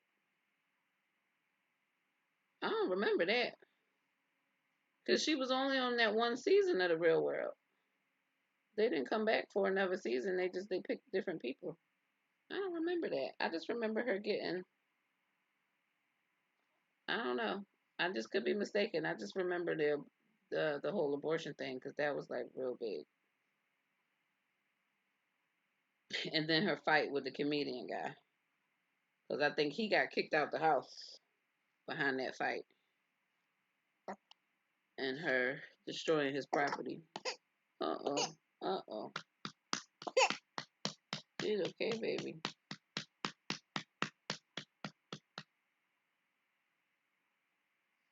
Oh, the 30, the high blood pressure. Girl, that ain't nothing but stress. That ain't nothing but stress. Figure out what's stressing you in your life. Do what you can to get rid of it, and you'll get rid of your blood pressure. Because let me tell you, I was diagnosed at 24. I had a high stress job. My family was stressful. My relationship was not the best. My relationship blew up. That's why I moved. I talked about that relationship in my dating while TTC story. I think that was guy number 4. That was a 3-part situation. But I moved down here, and all of a sudden I didn't need blood pressure medicine anymore. Who knew? All I had to do was get rid of my stressful situations to cure my blood pressure. So, but yeah, just drink a lot of water. What they say, drink a lot of water, exercise. Um, that helps. It helps your blood pressure, and try to keep the stress down. Try to keep the stress down. They like to say losing weight will help your blood pressure, but losing weight ain't never did nothing for any of my ailments. So they swear weight loss is like the cure to all the chronic illnesses. It may be for some people, it wasn't for me. I lose weight and my chronic illnesses got worse. You know what I mean? Look at this full belly. You ate too much. Let me put you down and put this back over here because I think you got more throw up for me. You just become a spit up monster. Who you see? Will you see this here? Oh, you see your hand? You found your hand. He's found his hands. He hasn't found his feet yet. I'm waiting for him to find his feet. All right, y'all. It is 11:30. I need to put him to bed. We have been on here for over 3.5 hours. I totally real not scripted. Oh yeah. I totally appreciate you all for hanging out with me. Um, these lives wouldn't be what they are without you to join and to be involved and engaged and be my adult interaction. Be my adult interaction in this new mommy life where it's just me and the kiddo. To be quite honest, I have not left my house in over a week. Not left my house at all. Not gone anywhere. I just went out earlier today to get the mail. So I have not been out in over a week. So I am um, anxious and excited to get to this play date on Saturday, which I think those kids are older than Baby G here, and he'll just have to sit and watch. But it'll be good to get out and have some mommy interaction instead of just me, baby, and cats and the TV interaction. So thanks for hanging out with me with us tonight, and we love you all, and thank you for your support and for your support while I got through this story time. Oh, yeah, you're just letting it all go. We're gonna be real hungry when you wake up later. and and boy, oh boy, it's been real. So thank you all. I would say that I promise I'm going to get these videos out soon. I am going to get them out. They are coming. I do continue to film, um, updates to keep everyone going. Baby G he has a milestone photo shoot coming up, so he's 3.5 months already. I just inquired about scheduling his 3-month photo shoot. Good night, Rachel. So He'll be having that soon. I think I was subliminally holding it off to see if he would grow more hair. But he did go like completely bald. But you'll see there's a little bit of color on his sides because the hair is starting to grow back in. It's just kind of peach fuzzy now. So um, we do, I slick him down with like some Vaseline and I brush and give him a little old man comb over. And it looks like he has a little bit more hair than he actually does. But I can't wait for his hair to like really grow in to see kind of what grade because right now his hair is really thin and I don't have thin hair and his donor didn't appear to have thin hair, but my mom has thin hair and my sister Gwen had thin hair. So I wonder if he's going to get that sort of recessive trait that I seem to have and have his hair be a little on the thin side, or maybe it'll just grow back incredibly thick. I don't know. We'll have to see, but I can't wait. It kind of grew in curly. Gosh, kind of grew in curly. I swear I need plastic on my couch. I have so many spots on my couch from him throwing up. Um, it kind of grew in curly. And is this poop on me? Oh my God, you got poop on me. Where does poop come from? All right, it's mommy life. She got poop on me. I don't know when the poop got on me, how it got on me. Maybe from the first diaper, the poop got on me. Maybe I'm just now noticing it. Anyway, I gotta take this shirt off now because this poop stains. So I gotta go put a stain treatment on it so I can wear the shirt again. All right, ladies and gents, thank you again for watching. Sticky Baby, that's the All Those TTC. Bye. Hey, bye, bye, bye. Bye. Bye, y'all.